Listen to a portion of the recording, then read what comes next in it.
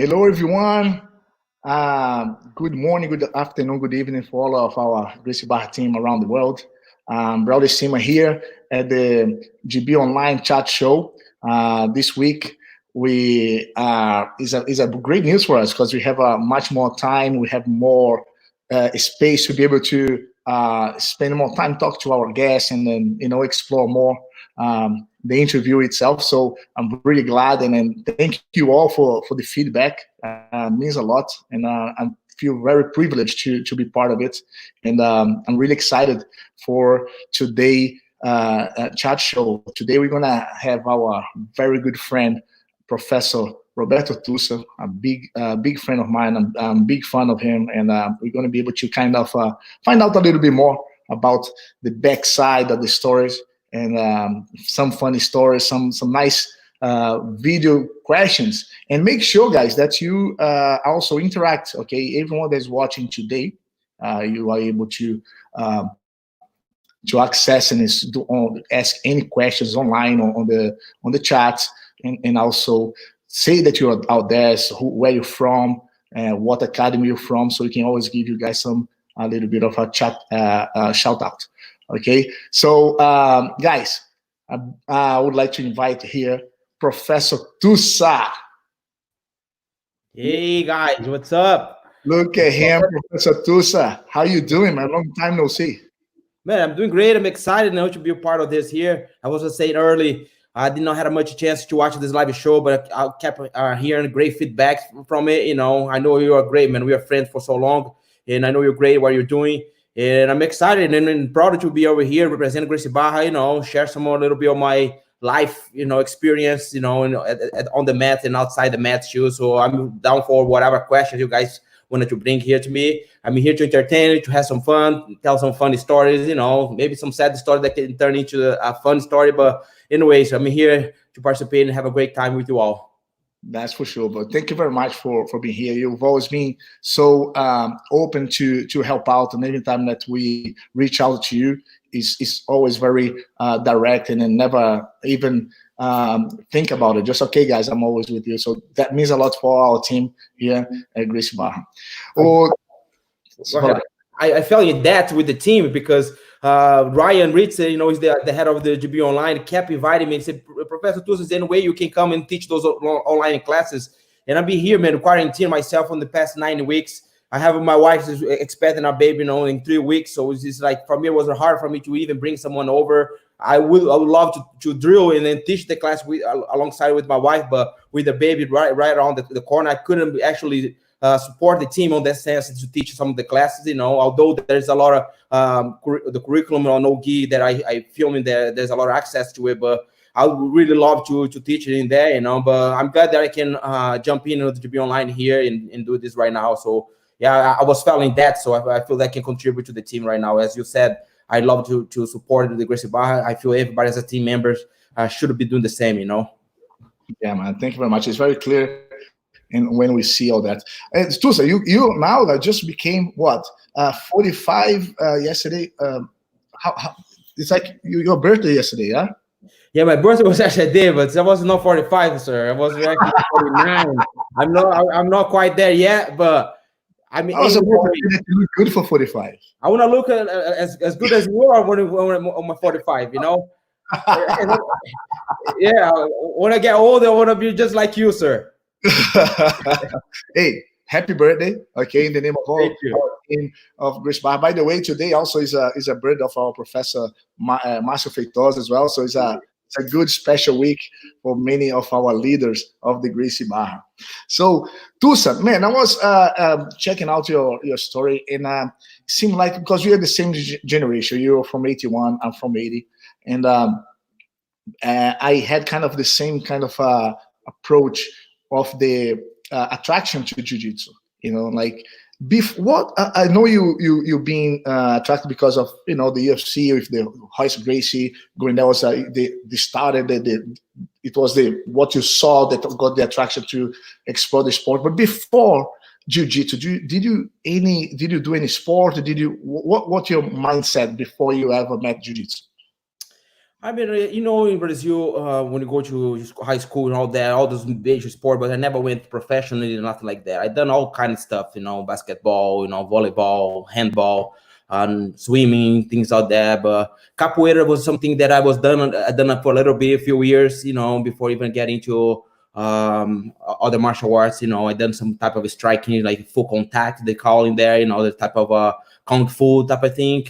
But it was just very briefly, never seriously. When at the age of 14 years old, that's when I fell in love with jiu-jitsu, and it was an influence for a friend of mine that has he's Japanese, so he has a lot of influence from Japan, from his dad, his family, and he the one actually introduced me.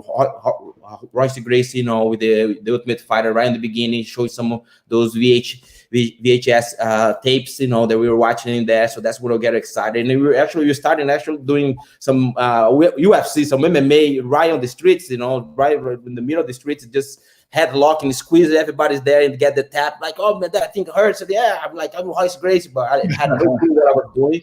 But eventually, you got like a club there in Brasilia, it was a purple belt instructor. They started running the class back then. It's like 1995, 1994. So back then, that's when it was my beginning on my journey. And man, I got hooked. I felt the power of jiu-jitsu could give it to me, being a young age, training an adult program. And I had a goal to beat all of my bullies. Back the days, I had a lot of bullies on my way. Just go there and never taught me anything. They just literally goes and smashes, tap as many times as they could. And that's how I feel, how I learned. I learned through the hard way, but I persevere. I think jiu-jitsu taught me a lot of that perseverance. And man, I went all the way through it. I beat all my bullies. I got back on them, and yeah, I'm here still. Oh man, that's so cool. And what was the? Because I know what attracted me when I saw the jiu-jitsu for the first time, and what was the aspect of jiu-jitsu that called your attention? Like, what, I like that. Man, although there was a purple belt on our main structure there, he taught us a lot on a conditioning in there, and something that being a young person, I was feeling that I was able to overcome the older men. Probably they were going out for drinks and things like that, so their performance, it was not as good when you stay true to yourself. You just keep your training, and I felt my condition was actually taking over on that, and I was able to overcome some of the main power they will come after me. So I felt that on a young age, that's something that was very well developed for me. It gave me the sense of a confidence. And right off the bat, so that's how I felt that jiu-jitsu was very influential to myself, that you give me the sense of the confidence that jiu-jitsu bring to you. So it was right on the beginning, I was able to realize that man, that's something more than just martial arts over here, there, nothing against other martial artists in there, but the jiu-jitsu fighting on the ground, being the smaller person, to be able to overcome that, I think was the philosophy that was implemented to me right away that caught my attention, and make me stick with it. And I was being competitor, and I felt that actually that pushed me to continue to stay focused and disciplined, to be a champion someday, and that was like one of my dreams. Yeah, you're based in Brasilia, right? Which is about what, 2 hours, 2.5 hours away from Rio? On airplane, it's a 12 hours driving. So yeah. We were flying, but there's no such a thing back the days we were flying. So every time we drove it, there was probably a few times towards the end, when I was already purple belt, brown belt, competing to the highest levels, I was able to get some sponsorship. But man, literally, you probably relate to it, like when back the day, we just get on this dangerous road in Brazil. 5 people in a small car, it's 1,000 cylinder, it's not even like those big, powerful cars. So you were just literally dragging our cars through the Rio de Janeiro to get over there. And you already know how the headquarters in Rio de Janeiro was all about. We were driving 12 hours to go get our butt kicks in there, but have a great experience. I love those times, man. Man, I remember the times that that every main tournaments that I go, that's the time that we kind of used to catch up.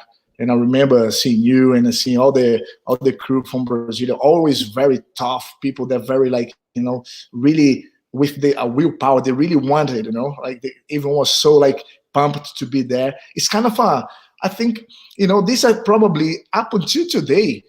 before the main tournaments, when we gather, when we hang out, probably is the highlight of my year up until today. It's like there's a tournament coming up. Everyone that trained for the whole year for that tournament, like the World's Brazilian Championships, and then we go and meet up on the matriz, and now we meet up at the headquarters back in California. But that week prior the tournament is unique. Like we everyone from everywhere in the world meeting up and catching up. And man, I remember seeing you training. Like, man, you always had called the attention of everyone because you've always been very respectful, always been very positive and very polite and out at the same time. Always train very, very, very hard. Always really wanted to achieve,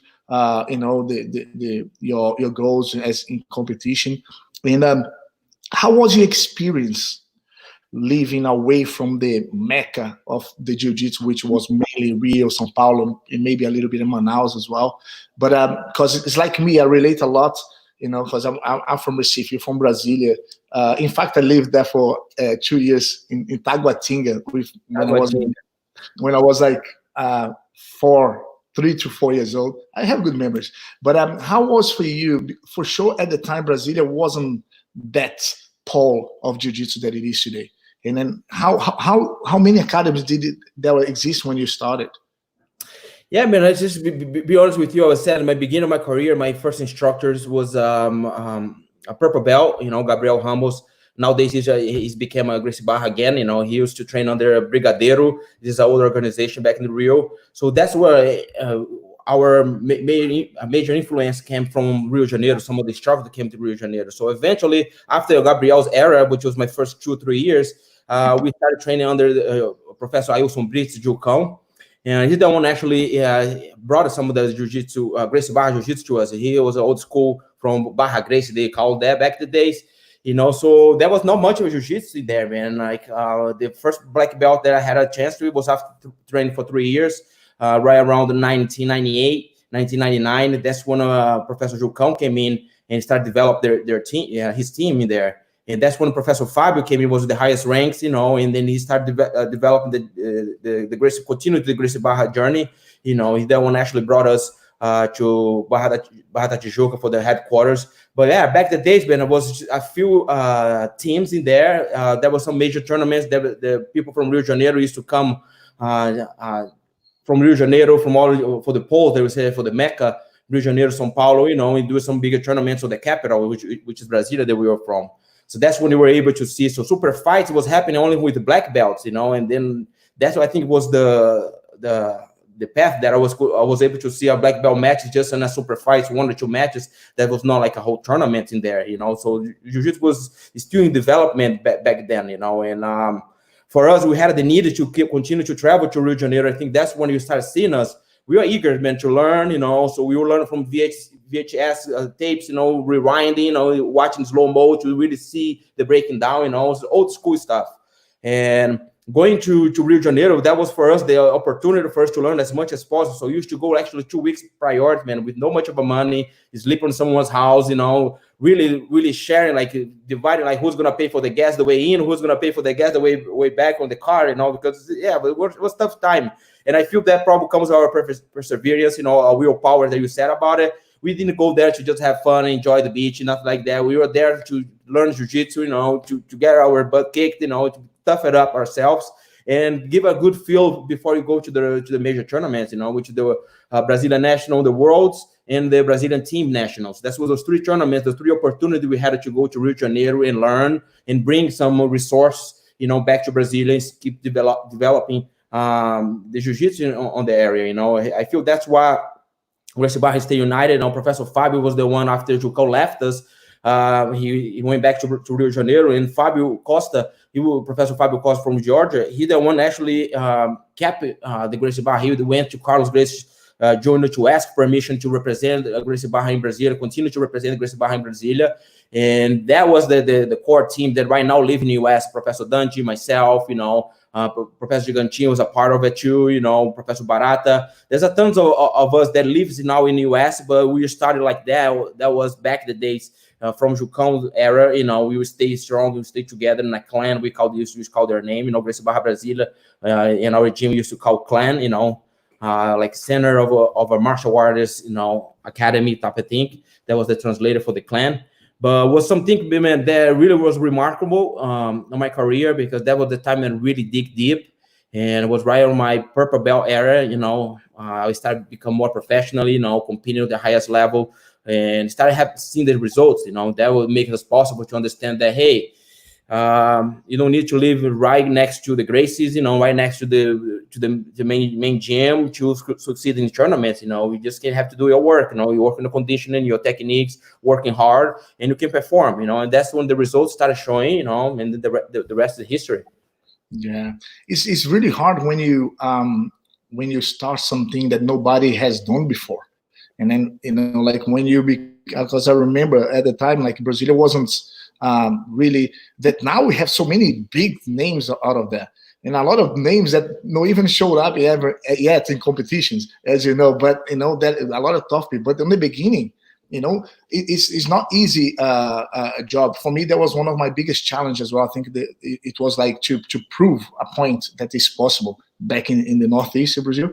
But when did you feel that you did you took the right choice? When did you feel like, what, this is what I really want, this is what I'm going to pursue, and this will be what I'm going to be all my life about? When was that you had that click?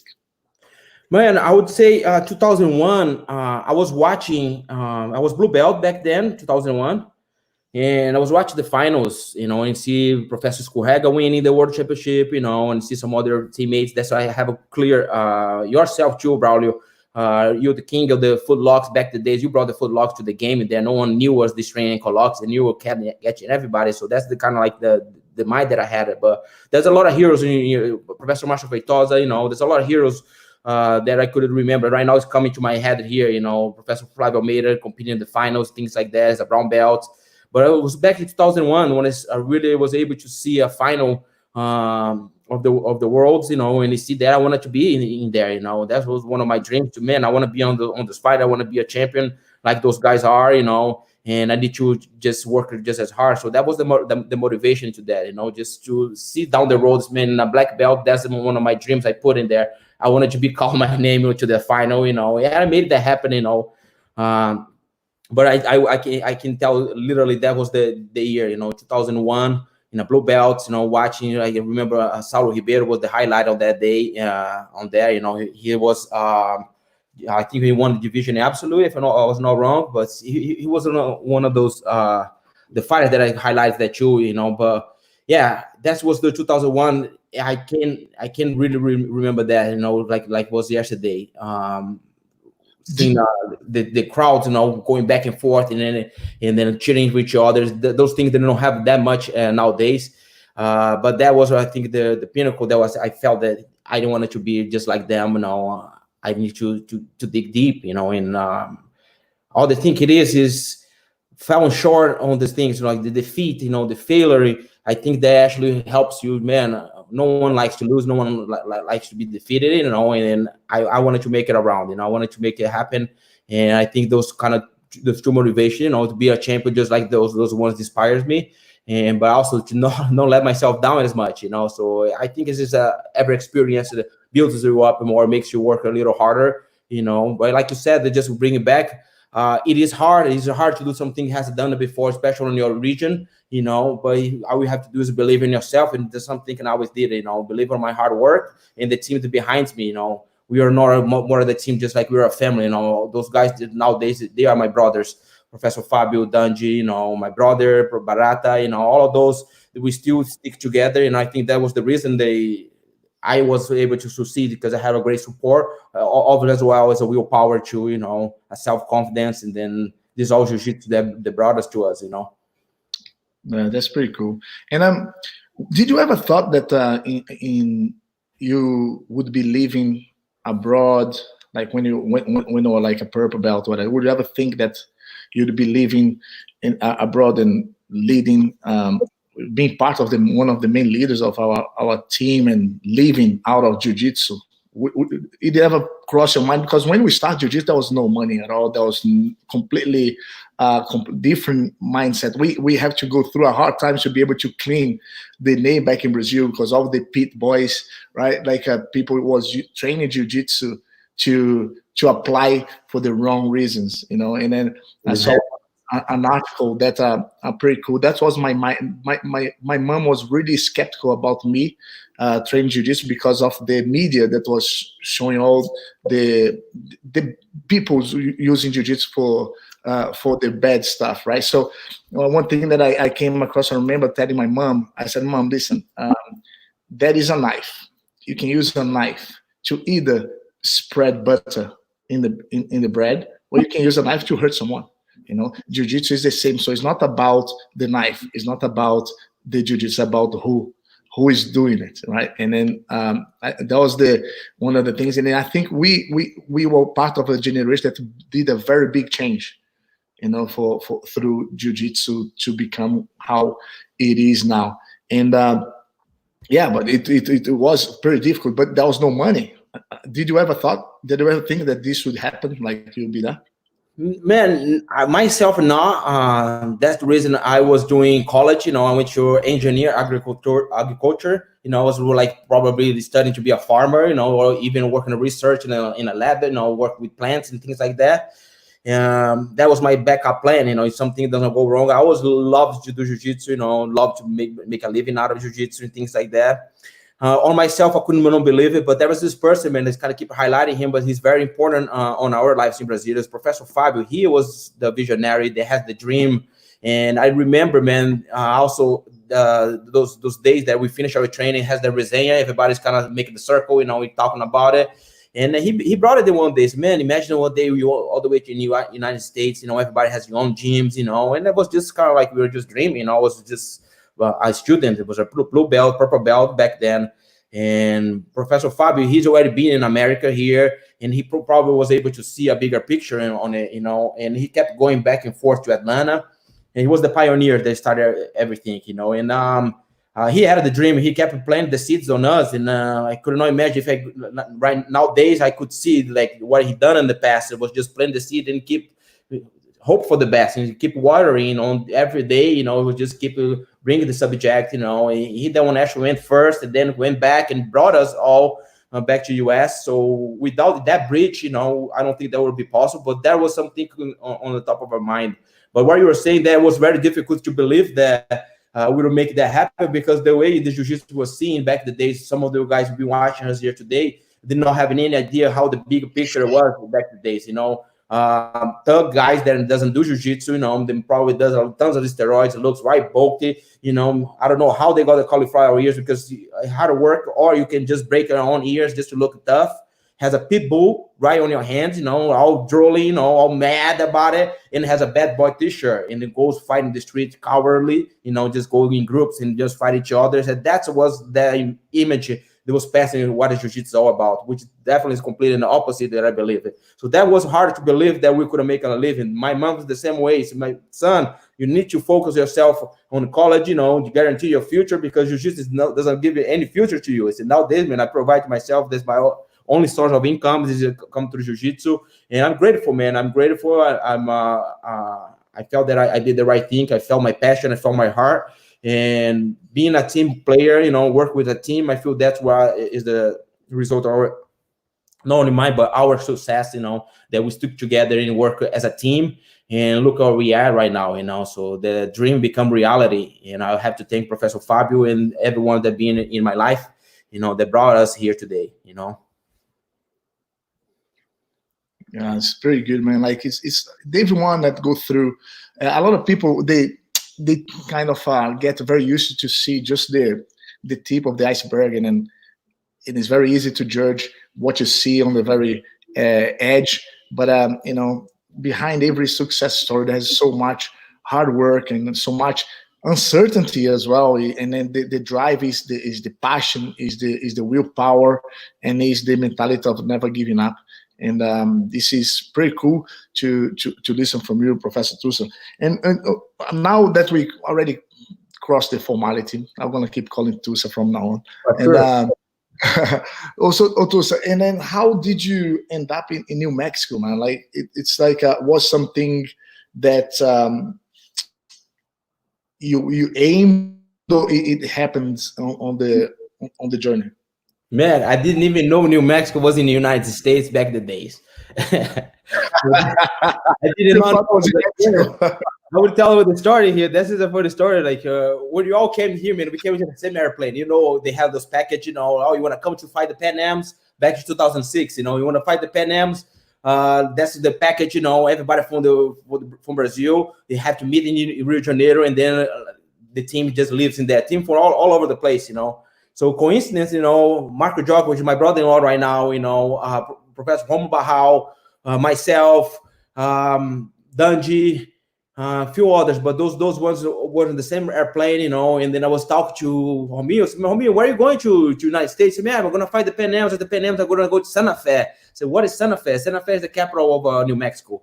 And he's like, oh, is it New Mexico? I was like, man, what the heck are you doing in Mexico, man? I'm like, hey, we are here in the U.S. We're going to go to all the country. He's like, no, man, it's the states in United States in there, you know. It's a little bit away from California, but I usually goes there every time, you know. And I just passed through it, you know. It's okay. We went to compete at the Pan Ams. My plan was going to Pan Ams, and from there I was going to Atlanta, the Gracie Barra, Georgia, and I worked with Fabio for a couple months, you know. And 2 months in, I got a call from Romulo Barral, say, hey, Romulo, hey, Tussa, there is super fight going on here. You know, we're going to fight Vini Magalhães, Pezão, and I'm going to fight Rafael Lovato. It's going to be a bracket of 4 black belts. We're going to be doing a special event here in Santa Fe. So I would like you to come in to represent Gracie Barra. It's going to be me and you as a representing Gracie Barra team, and then Rafael Lovato Jr. and Vini Magalhães is going to represent the Gracie Romaita back in the days, you know, from Holy Gracie. Went there, both of us fell short of the tournament, you know. And that was the beginning of everything. That's when I got to meet Alberto Crane. He was the one who's in charge of the team over there. And man, I don't know. I think he likes my personality. You know, I was not there feeling I was the superstar. I was there actually helping set up the mats. You know, that's who I am. You know, I'm a hard worker, hands-on. I don't feel like I'm different than anybody. I went there, man, and started putting work because I could not watch it. Like himself and a couple of the other students was just doing the work in there. I said, man, I'm here just watching you guys. Might as well let's make this happen. You know, it started like really setting up the tournament and everything. He said that, man, I saw you were very proactive. You know, you were always hands-on. You know, you were not lazy. You were hard work, and I could see it right away. And he invited me to spend a month in my first year in the US. So he invited me to spend a month in Albuquerque. It was a city near to Santa Fe, you know, it's like an hour away from it. And Romeo was staying in Santa Fe, and then I was actually teaching in Albuquerque. So I lived with Romeo for 3 to 6 months, man, and I could get a lot from him as far as the discipline that he has, you know, the techniques to, you know, the hard worker. And what did he do? He just probably set the plan for me here because Romulo was not able to stay in there. And my mentality said, man, I'm down for whatever. And Alberto Crane gave him a job proposition. Said, man, I want you to stay here. We're going to be working with me on both schools, teaching Albuquerque and Santa Fe. And let's see how that happens. So he was the one to offer me to sign for my visa. You know, that was like really the solid opportunity that I had. Once in Atlanta, we had like so many black belts. It was hard for us to get ourselves figured out right there. So we had to disperse, you know, and start separating ourselves. The dream for Professor Fabio started coming true. We have spread each other into different states, you know, and I started developing the Gracie Barra team within the states. And that's how I think my journey started, because I got the job and started working as a full-time instructor.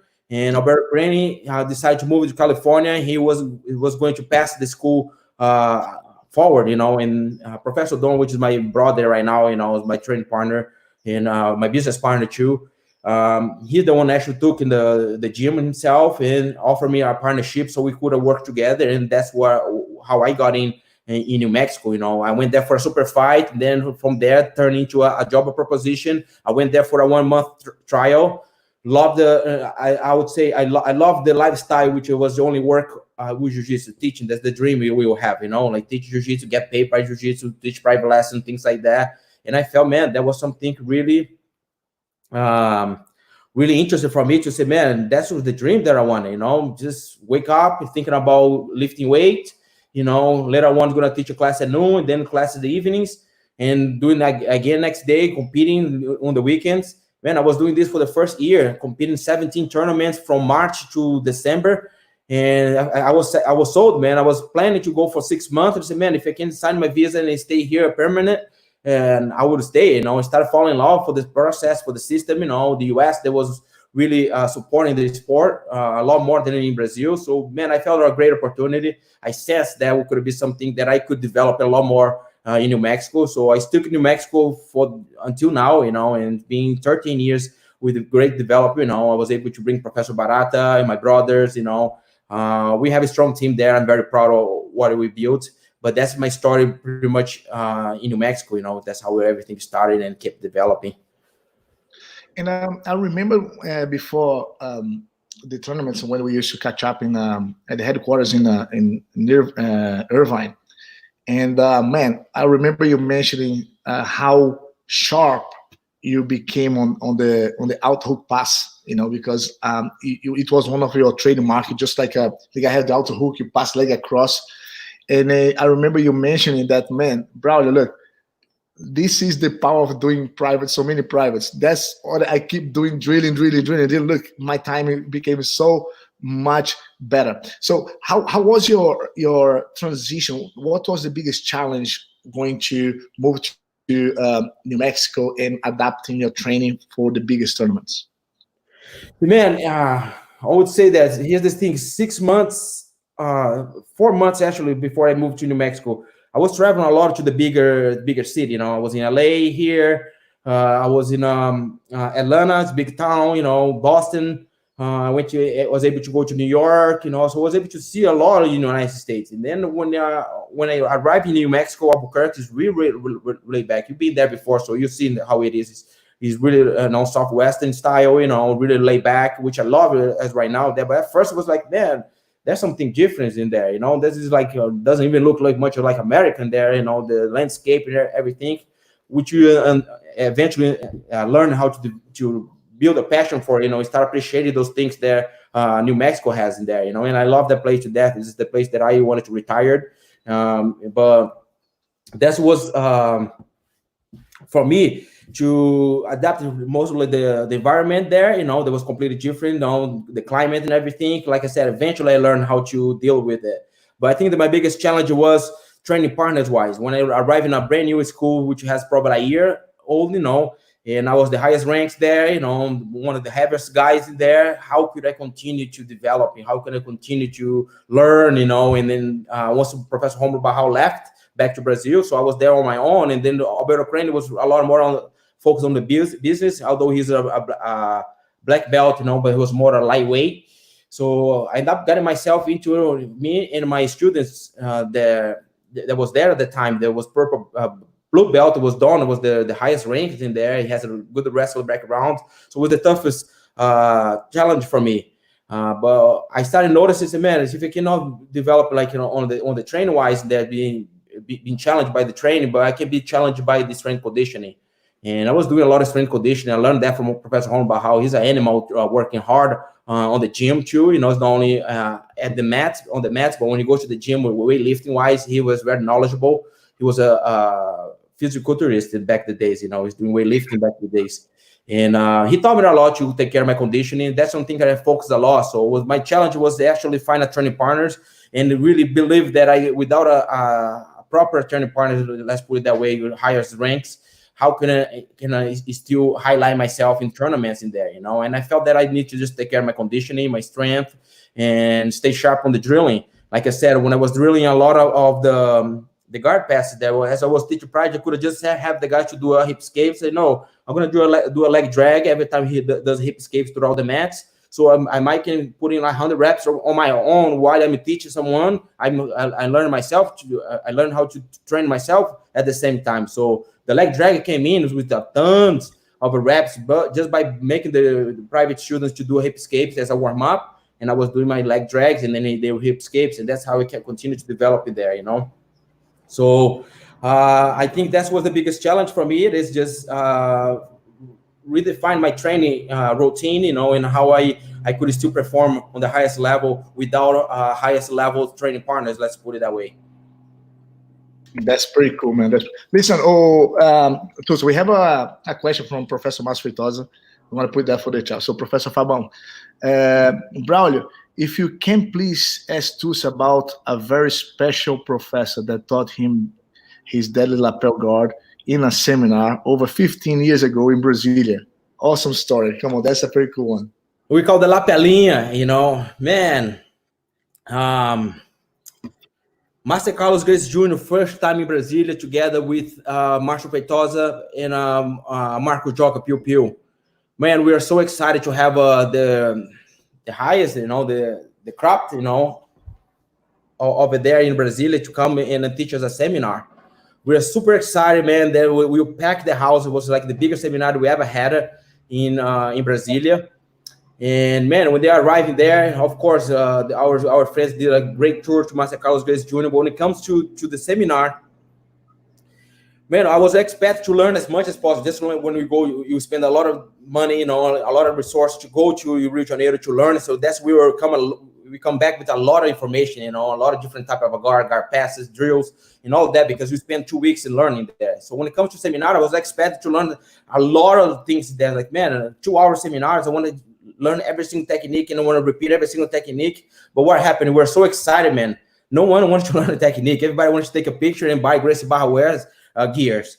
And I was like mad about it. I was like, guys, man, I spent all my month money, here, like $50, $60 back the days. Like, man, that's all the money I got. I invested on the seminar because I want to learn for the Gracie, for the master. And you guys over here want to freaking take a picture, guys. I was kind of like, stop taking pictures. I was fighting with my teammates. Just say, man, let's go. Let's keep learning. So we were able to see like 2 or 3 techniques within like 2 or 3 hours of seminar, because everybody was on the middle of the way. Man, I want to buy this gear. I want to buy the Gracie Barra shorts. So we were all focused, we love Gracie Barra since the beginning, man. Professor Fabio taught us very well in there, set the tone, set the leadership for us. And man, I was really, really wanted to learn a lot, but I think it works out perfectly, because the only techniques that we were able to be showing, those ones incorporated a lot of my game, which was the close guard with the lapel. I teach this a lot in my seminars, and it's very, very well played by myself in tournaments and nowadays it's a big part of my close guard game, and that's what the technique Professor Carlos Gracie Jr. shows. And then I remember Professor Márcio Feitosa was showing some variation into there, some sweeps and things like that. But just the concept to have the lapel there, that I believe that's the one how the warm guard started developing. So back the days 2004, I believe that's what the year 2005. That's when I was showing to myself that the lapels, like close guard, the lapels goes around your legs and things like that, and how you can develop it. I started using all different attacks from there, omoplatas, triangles, arm bars, and sweeps and things like that. And man, that was, I think, was the best. It works out the best, because it was those few techniques that was showing to us, and those are the ones that stick on my head, stick into my game now and up to now. And I continue to pass along into that. And nowadays you see this warm guards that being developed in there, but I remember seeing this way back in the days from Master Carlos Gracie Jr. So that was a great story for me. It's remarkable. It is nowadays into my game. That's crazy how those specific moments make so much impact on our future, because I remember, I always said here, my first seminar that I ever attended was actually Professor Márcio Feitosa. He was there with Master Carlos Gracie Jr., and he did a seminar with the out-hook guard, which became my main game for up until I'm black belt.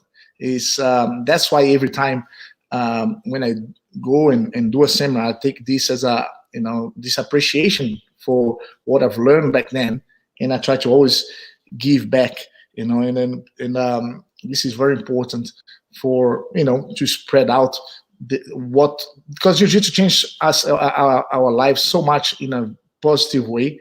But back in the day was mainly only for people who are competing, right? Nowadays, we are very fortunate to be able to pass it on to bring the benefits of Jiu-Jitsu not only for competitors, for everyone. and you've always been very, in connection with our team, always leading by example. And I have one question for you too. So we have many questions lined up for you, but before I bring the first one, I would like to ask a question. What does it mean for you? Because I've always seen you competing with our armor, with representing. I know the passion you have for it, but I want to just ask, so what does it mean to you to wear our Gracie Barra uniform? Man, I will resume this pride. I take pride to represent Gracie Barra. Is the team that done so much, not only to me, but the team that works for the team. I think that's what Gracie Barra is all about. It's not something selfish way. If you start seeing the history, why he calls Gracie Barra. Master Carlos Gracie doesn't want to go and bring his team into one name. He want to go within the neighborhood, the Barra da Tijuca. And that's why I think it start set the tones in there. The more I start getting understanding about that, I even get chills to talk about Gracie Barra, guys, because it's a lot of the passion, it's more gratitude, and I feel this is my obligation to represent the best I can the team on there, and I feel every time I go to that competition, I feel pride, regardless of the results, just to go there with my best, wearing the uniform and make the impact and show we are Gracie Barra, we are here, to showcase what we're all about, united, a team united that has a tons of teammates behind us, supporting us, and so I think that's what brings to me, is pride, and I can just resume into that when I come to the competition. But it's just because what Gracie Barra done for me. Like I said, it's not only for me individually, but for us as a Gracie Barra representative. Is a team that committed to develop the best jiu-jitsu. We are proud to have the biggest organization, the best organizations that is in the earth, and the work comes for us. It's not for one individual. We are bigger than one person, and I believe truly on that. And I feel this is my job, be a soldier of Gracie Barra, to go over there, represent the best that I can. Why not wear our armor, and bring our best foot forward into the competition, or whatever you're doing there. It's not only on the mat area, but everywhere I go, I carry Gracie Barra right here, where I carry with a lot of pride. No, that's for sure, and you can see, and it inspires so many of us, and it's pretty cool that seeing you also in the MMA scene now. You all over the place now, and I would like to know a little bit more, Tussa. How did you get into the MMA scenes with all the big champs there training with you? What was the attraction? Was it by accident, or did you want to do MMA yourself, or it just happened that people approached you to do the jiu-jitsu area on that subject? How did the MMA came about? My relationship with the Jackson Wink MMA team, it came organically. Obviously, it was not something. It was pressure, was forced. Even especially because I was not even much into that thing. I knew there was Rashad Evans back the day. George St. Pierre was training. I was able to see them here and there, into town. But I was very dedicated and focused in developing my team, and my career as a competitor with the gi. So I was never crossing my mind to even become an MMA fighter, until Professor Barata started competing a lot in MMA scene. He had like back then 3 or 4. He has 6, 7 fights. But back then it was just starting, he has 3 or 4 wins, and that's where we started kind of like make you questioning. But I will still stick with my goals. I wanted to continue to develop jiu-jitsu within the area in New Mexico, and as well continue to compete. I had a dream to become a world champion, things like that. So my personal goals, and I just stick with that. And I feel that I started getting good results in tournaments. People started getting to know me a little bit more, and some of them. Professor Igor Araújo, he's former Gracie Barra member. He has his own gym right now in Switzerland. But he's the one actually started going to when he went to Jackson MMA team. He's a bigger MMA fighter. He went there to Jackson Wink gym, and he started training jiu-jitsu with us and goes and training MMA there. And he kept saying, "Man, you guys are crazy to reach out to Professor Tussa and Professor Barata. They were there, man, right now for you, right? A mile away from you guys, you make a big mistake to not take advantage of that." So he started kind of the attention. So he started sending a couple of the fighters to our gym there. And those fighters started, man, really going back and really showing great jiu-jitsu development when they're going back to the gym there. So they were training with us during the days, and then when they go to the practice, the MMA practice, they were overcome some of the fighters. And man, how can you get so good in jiu-jitsu that fast? You've been here for a couple months, and then hey, I'll be going to Gracie Barra, New Mexico, in there. And you guys should be going to do the same. We did not have that much of attention into that until Michael Inconjon is the head coach of Jackson Wink. He invited me to exchange privates. He said, "Hey, Tussa, I would like to learn some jiu-jitsu from you, and if you wanted to just learn some pads." So I started hitting pads, for half hour, and then teach him jiu-jitsu for half hour.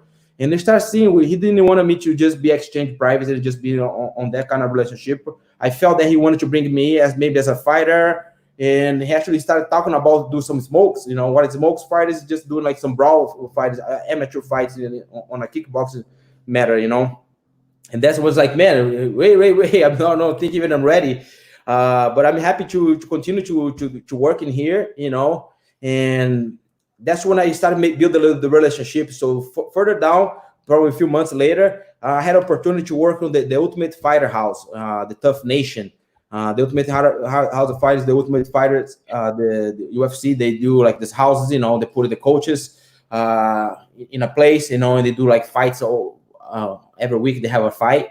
A lot of you guys know what the Ultimate Fighter house it is. So I was able to stay there for 7 weeks. That's usually they film the show, and I could see behind the scene what's really MMA is all about. It's a full-time career. There's a lot of development. There's a lot of dedication. You cannot just run a gym, compete in BJJ tournaments, and fight MMA. And that's when I really was the click. Hey, you got to pick and choose. You wanted to give up on the dream that you came here for and start doing MMA, or you want to probably just cruising here in MMA here, and become a coach. That's that started crossing my mind. I started realizing the gym over there is so hard to find a fights, guys. There's tons of fighters that would fight for free. They just wanted to make to the UFC. And I started realizing this, and man, this is a tough ride to go there. It's a certainty, you know for sure you're gonna make it. And I noticed that the gym needs more of another coach, because it was only Greg Jackson and Michael Inconjon, and there's a tons of fighters in there. So I said, man, if I'm going here, 185 division, Braulio, you've been competing there before. You know how hard it is, the life of a MMA fighter, and how hard it is to find a fight, to pay the price that you feel that you deserve. So I started realizing, man, this is not for me. So let me just stop here before even get started and lose focus. I can manage to run my gym, maybe work with some fighters as a coach, and continue my competition there. So I was able to balance all those three, and that's the relationship. My relationship started with the Jackson Wink as a coach in there, and eventually Professor Barata came in. So he still did some of the fights, and then eventually he's switching over, because there was so much demand over the ground game there, to be learned. So that's when we started working with them like that. And what was the year that you started that? Man, 2014, I would say, roughly 6 to 7 years ago, 2013, 2014. Actually, I can remember, it was 2013. One week after getting married, instead of going to the honeymoon, I went to the house and started filming the show. It was crazy. I promised my wife, I said, hey, honey, as soon as I come back, we can choose any place in the world. She took me to Caribbean, but I told her, hey, after you come back for the 7 weeks, we're going to go for a nice honeymoon in there, So it was like, I remember it was a week after my wedding. I got in a plane and I flew to Canada, and I spent in Montreal 7 weeks in there. It was a great experience. I think that's how my journey started as a coach, and started learning a lot more about MMA, seeing weight cuts and all those things in there, Because you did really well in the no-gi, so it crossed over really well with the MMAs, and like you won 2007, 2008, 2009, 2012, I think was the 13, the last one. 2007, 8, 9 double gold, and then 2012. That's it, yeah. And out of those, which one was the most like the special one for you? The remarkable, man, it has to be the double gold. We are black belts, on IBJJF tournaments, double gold in a tournament, bigger tournament like that. This is one of our dreams. And Braulio, I remember seeing you double gold in the DCC. That, man, that was all the things we could maybe talk about that, behind the scene. But It was 2009. That was, man, it was not only the title itself, but the team behind me. That's what we're talking about. I'm so passionate about Gracie Barra because I remember I was getting defeated on the final. I was like back to back, 2007, 2008, the heavyweight champion. And then I was in the final with the checkmate guy, Marcelo Lozada, you know, and I knew he was a little tough. I didn't know much of his background. I knew he was has a good stand up. Man, this guy was tossing me left and right, man. He was hip tossing with no gi, you know. He was literally doing like a clinic and judo on me. And man, I'm a fighter, you know. I always stop fighting when the referee says time's up, and then I have to stop. But man, I kept fighting. I was behind the points the whole time, you know, and checkmate guys was all over. You know how it is, the crowd in there, you know, telling that I was flying, you know, that I got wings because they were putting me to fly with a bigger takedown.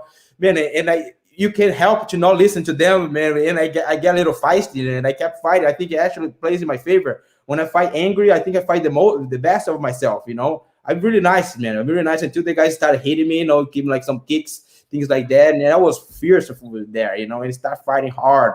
And man, everyone hates, like everyone comments, my man, like fighting Tussa is a nightmare because it's gonna have to be a fight until the last second. And some of your wins, like man, it was like in the last like 10, 30 seconds, man. It's crazy. I can't do that, man. If I'm losing after 230, it's like, oh, I don't know, man. How do you get that power from? Man, I think the condition back the days when you were only have instructors a purple belt, it teaches a lot of condition. I think that's what I built in there. So yeah, that's 2009, man, with Rafael Lozada on the final. Man, in the last 30 seconds, I pull off the triangle off the single leg. They were trying to shoot on a single leg on me there. I was holding, and I just sat down. Huh? That's one of your trademark. Those. Yeah, it was not proper per se the flight triangle, but it was the same principle as they attack. But I did from the floor, so I just sat down on the triangle. I learned these triangles, this concept with you, and you do really well from the single leg, isn't it? Because it's just that, especially when your leg is outside, the guys try to take it out, just jump over, jump in and committed to it. And then you are very you're more, how I would say, more of a passer than a guard player, right? Yes. So when you gotta be like very confident to go on that one, to don't end up in a bad situation. How do you manage to train this kind of jumping techniques in class? Do you train in class, or you just go full on and you visualize the training in class? Because there are techniques, for example, Estima lock. We cannot just go full on in training, you know, because if you go full on the Estima lock, you can snap someone's arm because that feet. It's about some techniques are very snappy, and but when you go to the competition, you can, right? So on the case of the jumping triangle, do you actually do a lot in practice in academy, or is something that you visualize and then go to that competition and unleash the beast? I've been doing for a while, man. This flight triangle is started in Brasilia when I was still living there, and that's where I was. A friend of mine, a teammate, Matheus Maia.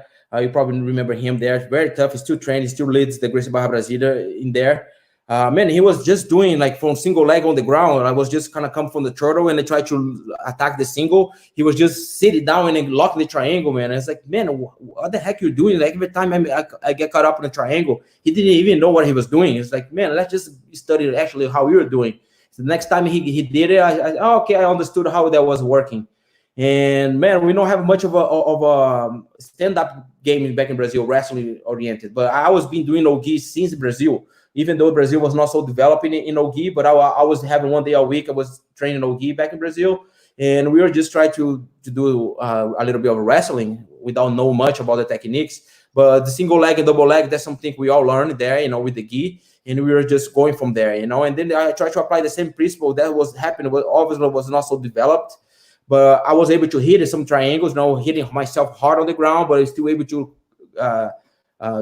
guarantee the triangle. And then I started really putting some attention into it, how to like hook the leg from outside. And so I was able to really put some thoughts into that, you know, started actually be able to teach somebody how I got into that. And I think becomes a little bit of a famous in there because obviously I was hitting in the tournaments and I was hitting a lot more over here in the US when I started competing. because all these tournaments I was competing Naga, we fighting some guys from no gi background, some wrestling background, so they always shoot on the legs. We don't have. I used to not have a strong posture. I was always stand up tall, so that it was easier for them to reach in a single leg. So that's when I was able to even practice even more, But that should have been developing since my brown belt era, all the way up to now. And I got a little bit old, so I do more on the ground than flying. I do not like to take too much of a risk and get some injury. But I still go for it, like Let's No Gi Worlds. I was able to compete in an adults last year, and the guy went for the single leg, man. I said, man, this is my move. I gotta go for it, And I went. That was a little bit slow, I guess. So I was able to block, but not able to secure it there, And that was at the end of the story for my match. But I was proud to go for it, Imagine if I was hitting after 10 years later, on the No Gi Worlds, competing again on adult level and to pull off the quality triangle. So I was a little bit ambitious on that. And I tried it, I feel it, I learned it, but we move on. And that's what it is. Man, I saw the fight. It was crazy, man. It's always your fights are always excited. They bring all the team, comes in and cheer for, because we know it's gonna be like a war and big battles. And Yeah. do you consider yourself that you train better or you compete better? Man, I think I compete better. And you said that I'm more guard passes.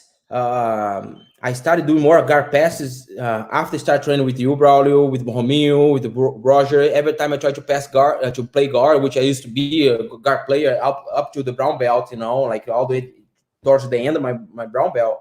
Even like the beginning of the black belt, I was jumping some guards, some tournaments. But when I started participating in the training camp, man, I felt like, man, I had no guard, because every time I try to jump guard, those guys just trash my guard, and I'll make my guard just like a freeway, everybody passes it. It's like, dang. So let's forget about playing guard and start playing more of the top game. And that's when the development comes, the leg drags, the Michael Jackson pass system that was developing there. And that's how my stand-up game started happening. From you guys, the teammates that really discouraged me to play on bottle. I remember that. It's like, man, you have a great guard when you play on the mats, like on the training session. How come we don't pull guard in the tournaments? And man, I just don't feel so comfortable when I train with those black belts and there and our teammates. Man, they make my guards looks like nothing. So I started just working my takedowns a little bit better, having some good wrestler backgrounds. So I'll say, hey, that becomes a little bit my strength in my game later on. That's pretty cool.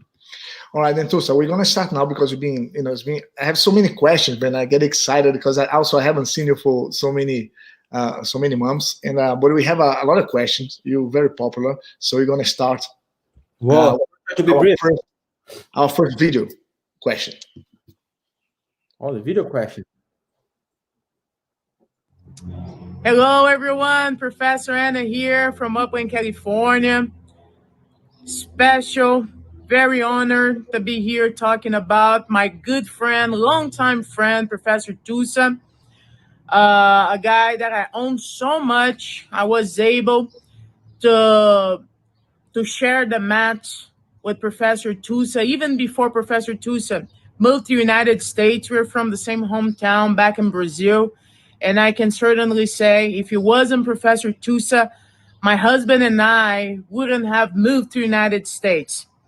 It was because of his passion of jiu-jitsu, of his belief of making a better life through Jiu-Jitsu United States, motivated us to move and to be here today. Thank you very much, Professor Tussa. And of course, I cannot miss the chance to learn from him. Every time that I've seen him, I always try to pick his mind a little bit, because he's an extremely smart guy. And I actually would like to know from him, how does he do?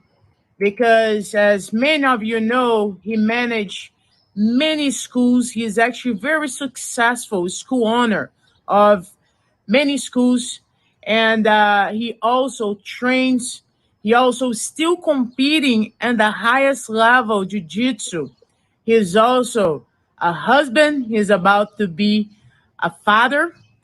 And I would like to know, how can he do all of this and be successful and still be successful each of the things that he does. All right, Professor Tussa, thank you, my friend. Thank you, and I hope always the best for you. I see you soon. Yeah, bro. Aninha, thank you very much.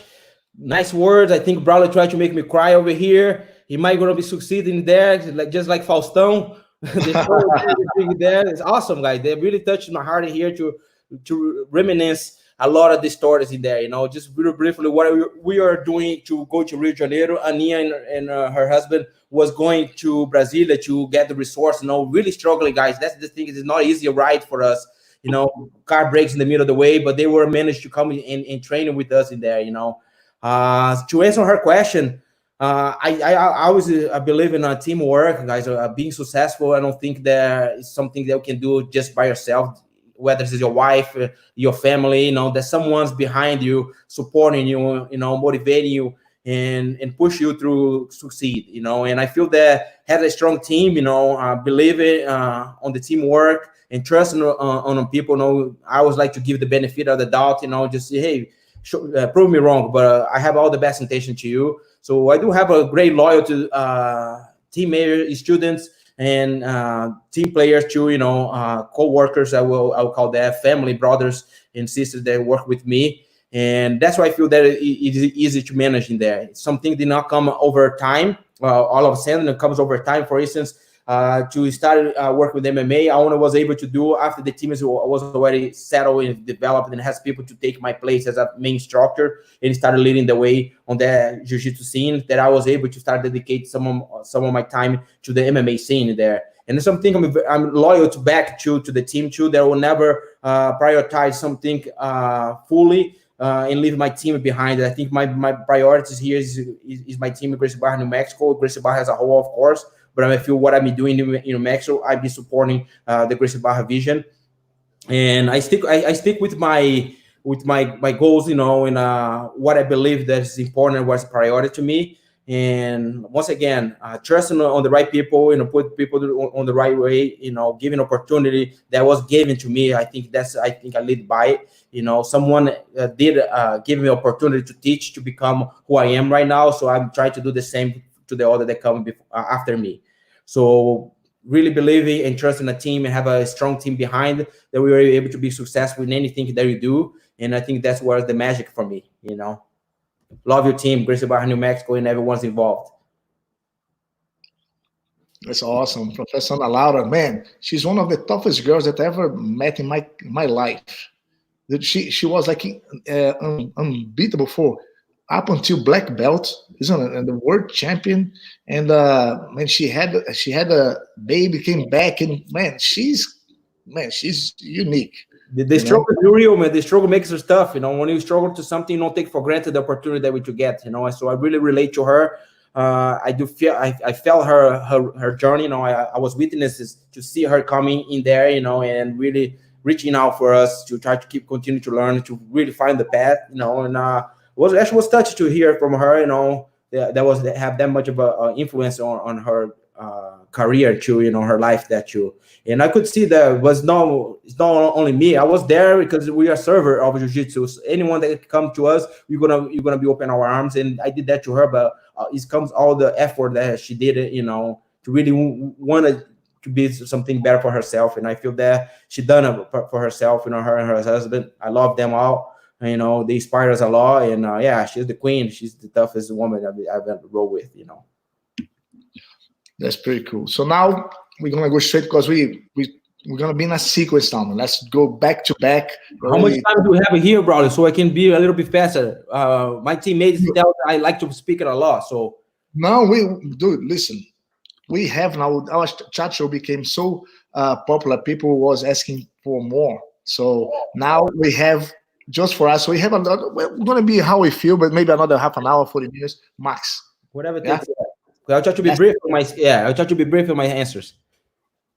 I'd like to hear. Next. Hey, what's up, Professor Tussa? This is your boy Barata here. So just want to wish you a great birthday weekend, brother. You know, I hope you have an amazing time over there in California. Miss you a lot. you know. But what I would like for you to is to share with us, you know, a funny moment that you had on your BJJ journey. You know, I know you had like some great moments. I was able to be present in a lot of them, you know. So I know some funny ones that you had too. But I want you for you to share with your GB family a very funny moment that you had on your BJJ life. So let us know, brother. Missing you, loving you, and keep strong there. Can't wait for my nephew to come in. All right, see you guys.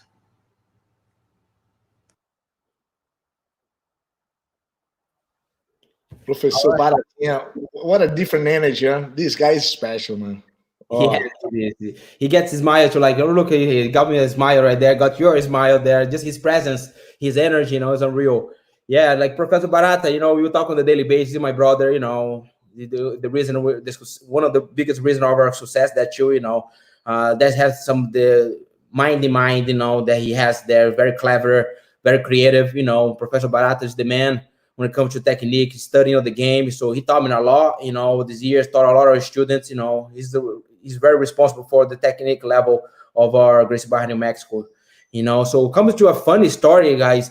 I tried to think about a funny story. It just has to do with our experience when we go to America, because it becomes funny, because the first time we went to compete in Las Vegas, I was with him, and Roberto was there. So we went there, we competed. I think it was the grapples fast, obviously being higher levels black belt, we competed at different levels. We ended up being succeeding, we got the belts, we won some gold medals and things like that. And man, you in Vegas, time to celebrate.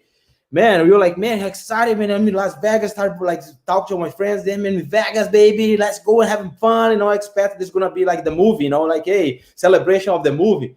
Man, we got there. We had some friends that, hey, I have a good connection, man. We're gonna put you in a club there, like top notch, right on the rooftop of Mandala Bay, things like that. I said, man, Mandala Bay, where the UFC is happening, things like that. Whoa, let's just go for it, man. When you get there, we just a few old ladies right there, and that's, man, this is the party, and you had to be stuck the whole time there. It's like, man, what's going on over here, man? I wanted to see where is the champagnes, what is the bottles and things like that. I wanted to see like the nightclub, the lights and everything. You were around the rooftop and like the nicest hotel in there. But man, the party was dead, man. I felt like, God, I was so disappointed with Las Vegas. And I said, man, I hate Las Vegas right now, because I thought Las Vegas was this thing that I was fooling. Someone's fooled me in there, those movies, things like that. It did not happen on my way. We were there with the full like energy, feeling like a champion. We went there to try to have a great time. When it go, man, it was just me, Barata, Cyborg, and the two other friends, and then maybe a few other ladies in there. It's like, all right, man, this is our celebration of the Las Vegas. I think that's how Las Vegas is all about, So it was a stuff, memories for me, but that was my first experience, try to celebrate something. Some victories, in Jiu-Jitsu, and I went to Vegas, but I did not do so well in there. It was a little bit of a terrible experience in there, And I'm sure Barata remember those days. He was like, man, this thing was whack. Like, how could we get into those things, But I think it was funny because we have such a big expectation. When he got there, man, it was like a dad for us, But man, why did you go in Vegas? That was dead, man. Vegas is always Mandala Bay, man. I don't know. Mandala Bay was just like the top of the rooftop, the good views and things like that, but it was not my main club. I think in Vegas, the clubs rotate, every season there's a different clubs. We did not know that. But there's a ton of clubs, so someone just took us to a place out of nowhere, And our summit was incredible. That time when we caught up everyone around the world, meeting up in Vegas, it was pretty cool. It was very special, man. We could say we made it to Vegas. We had the whole summit out there. My God, it was one of my best experiences being with my friends and hanging out.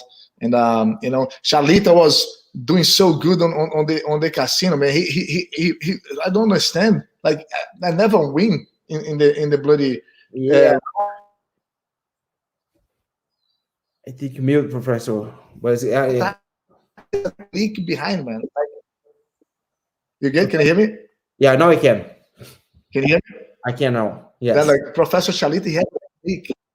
on the roulette, he gave me a tip to put on the 2 rolls. Dude, I made money for the first time in my life in a casino with Chalita. We need to hook up with him. He knows it. I'm a good friend of Chalita. I did not know that he has good skills on gambling. I do not have. Man. Hey, I'm tough with my money. I don't want to lose my money that easy like that. It's like I hold it tight. Yeah, I never go. Like, to be honest, I have a goal like just more for the fun. I put myself, look, if I want to have a good time with everyone, I separate, okay, let's go. $40. If I lose, it's not going to cost me. It's going to be worth just to be there having fun and laughing.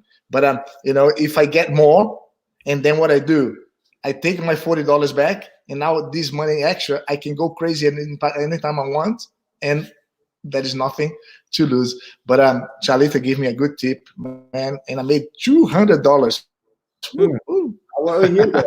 I usually put a 50 on black and then hope for the best, like being a black belt, so on the black and I hope I win. Goes in and out, already the odds. But anyways. But that's pretty cool, man. And now we have one more question. Let's go. Tony, bring it up. Happy birthday, Professor Roberto. I wish you all the best. So I wanted to ask you this question here. If you can remember, when was the first time you competed in Rio de Janeiro? What was the tournament? And how did you feel at that time?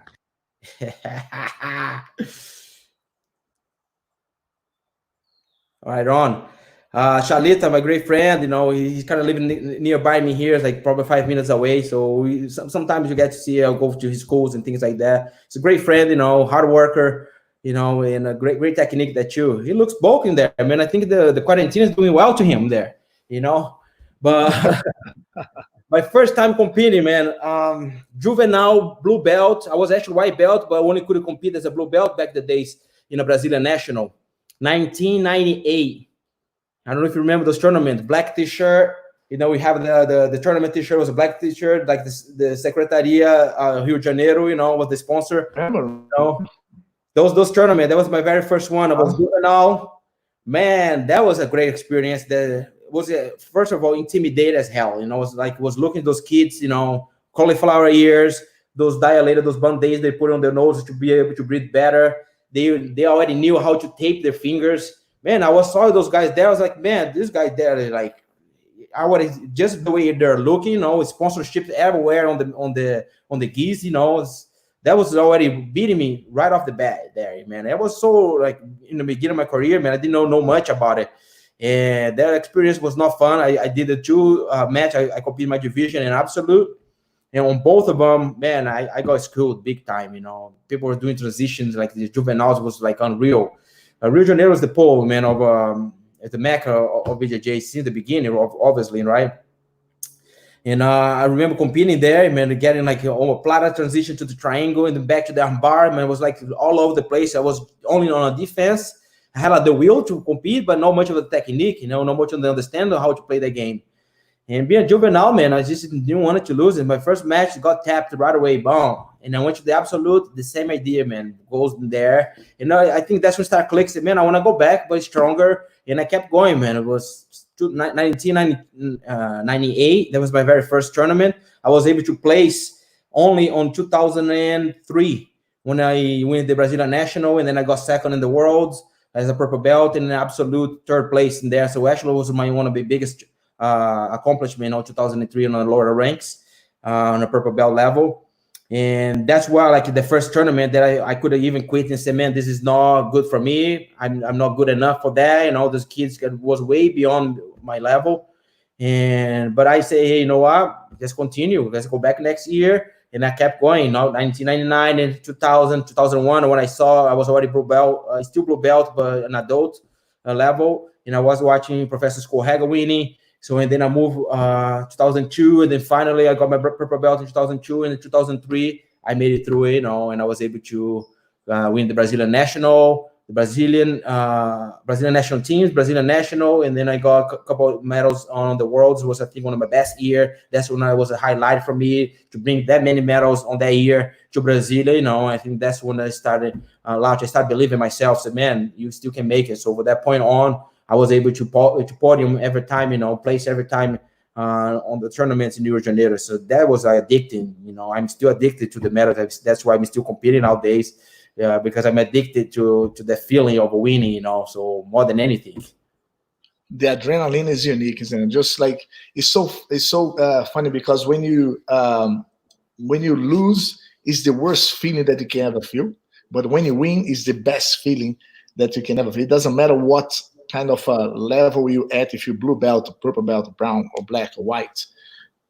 Excuse me. If you fight some people on your same level, when you win, you know, like it's equivalent, the same feel. It's like the adrenaline and the relief that you conquered your objective is pretty unique. But when you lose, is also very is the opposite, but comes down to will you learn from it.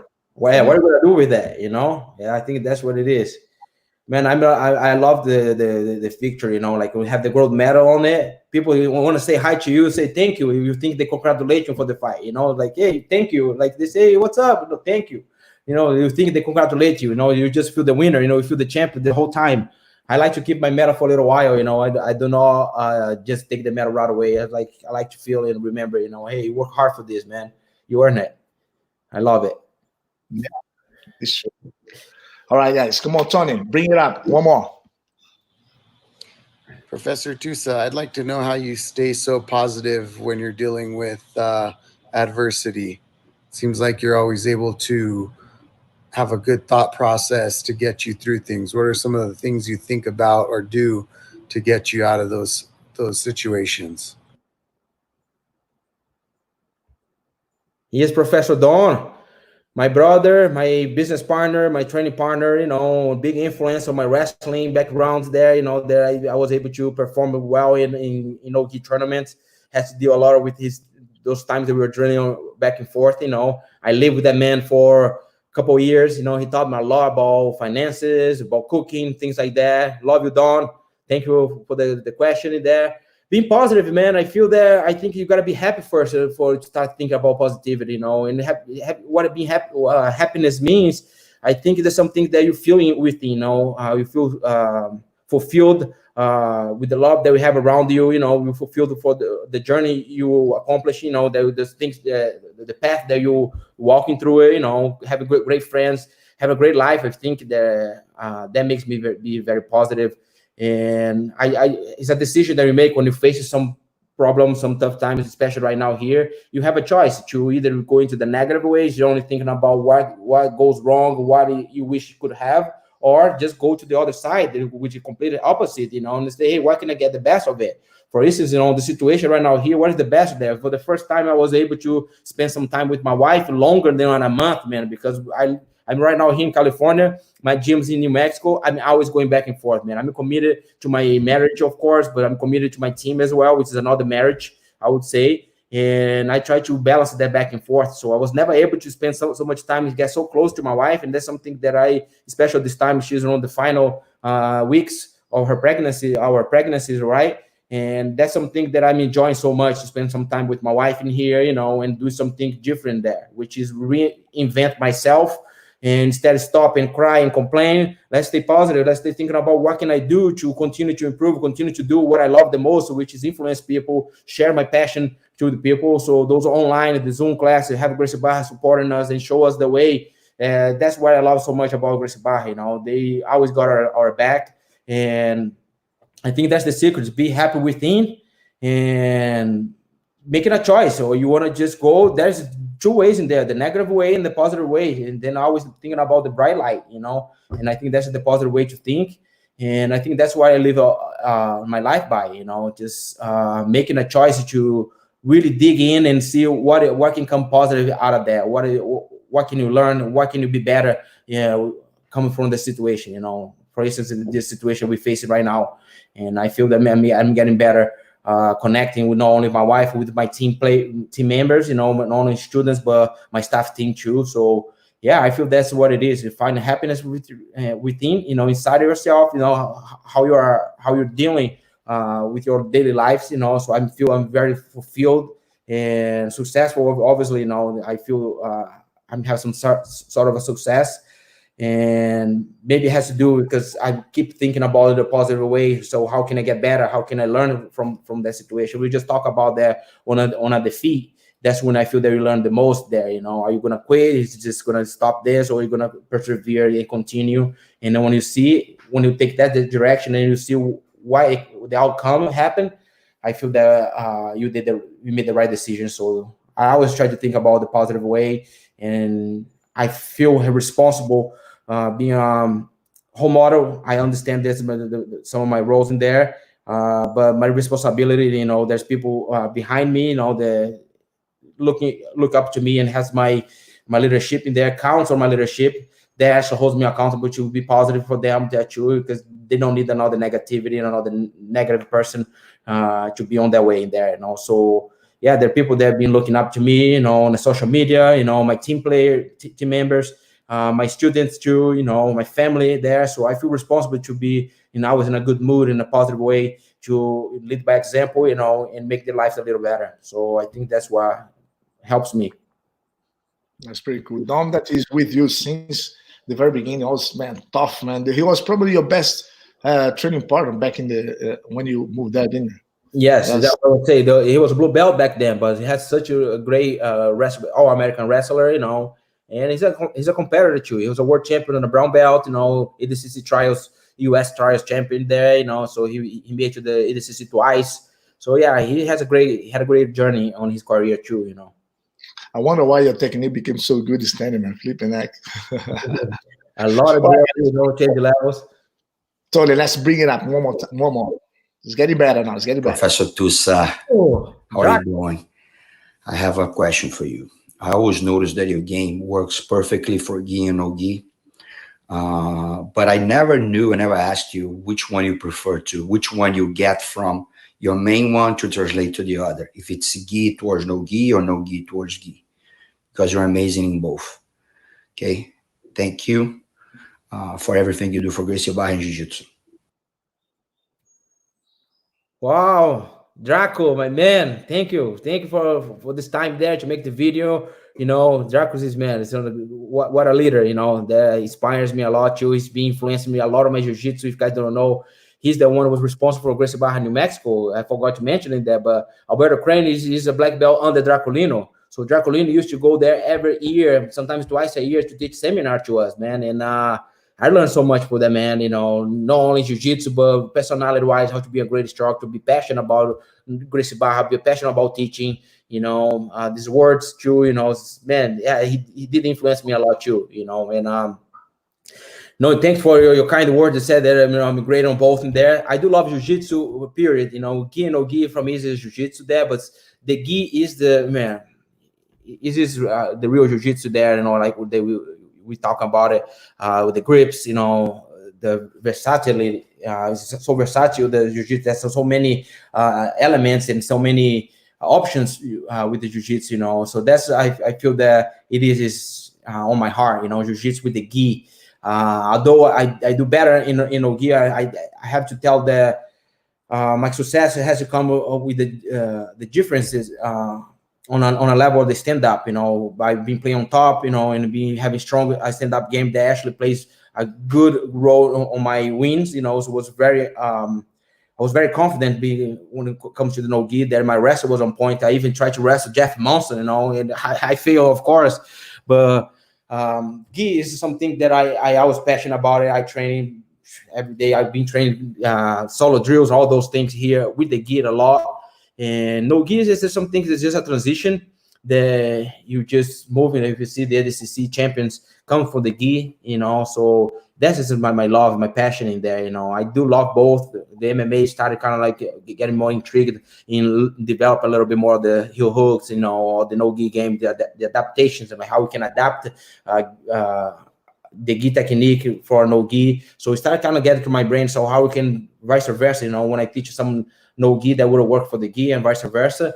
And yeah, I cannot deny that the gi is something that still developed me. Is the mother.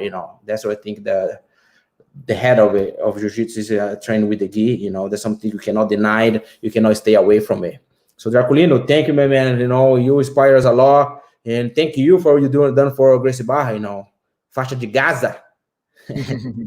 Yeah, I think it's kind of already pretty proven, isn't it? Like if you being training no gi, gi for so long, is the adaptation. I think the transition is easier. I think it's easier you go from gi to the no gi than the opposites, right? Because it's much harder to when you're training no gi. One thing that I noticed that people at lower belt tends to look very good against higher belts because it's slippery. You can do well, but if it's in the gi, is much harder because you can use a lot of power to be able to escape explosiveness, to be able to get out of some holds in the no gi, whereas you cannot really do with the gi because you're trapped. But then because you're trapped, you have to figure out different ways within in range so you can escape in a much closer contact, which gives you a very good opportunity to still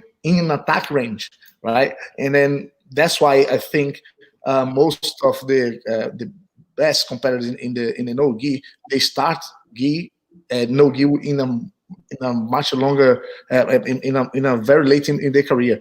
When did you start training no gi, Tussa? I was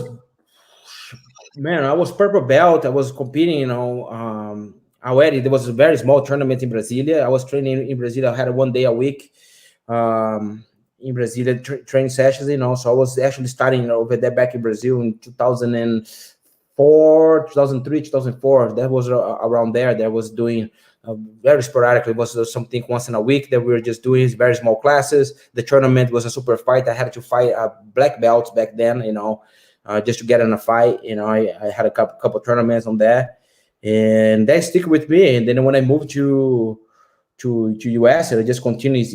I was lucky to have great influences. Both of my roommates, one was Don, another one was Jason Tapia. Was like our American, was he got the first place in our American tournament, the Worlds in there. So he was actually very well known. So he influenced me a lot on the wrestling, and that I think was the edge that I was able to bring to the tournaments, and be successful on that. There's more videos. I like the stuff. There's the videos. It was really clever. You guys, you bring the videos, There's more videos. That's more, man. It's gonna get better. Go on. Let's go, Tony.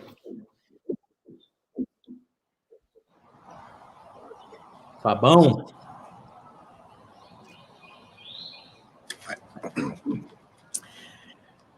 Hello, Professor Tussa. First, happy birthday. And I have a question. Not even a question, but I'd like you to tell us some stories of the backstage and when you're corner the UFC. Tell us some exciting stories and how's the feeling, to be behind such a great event.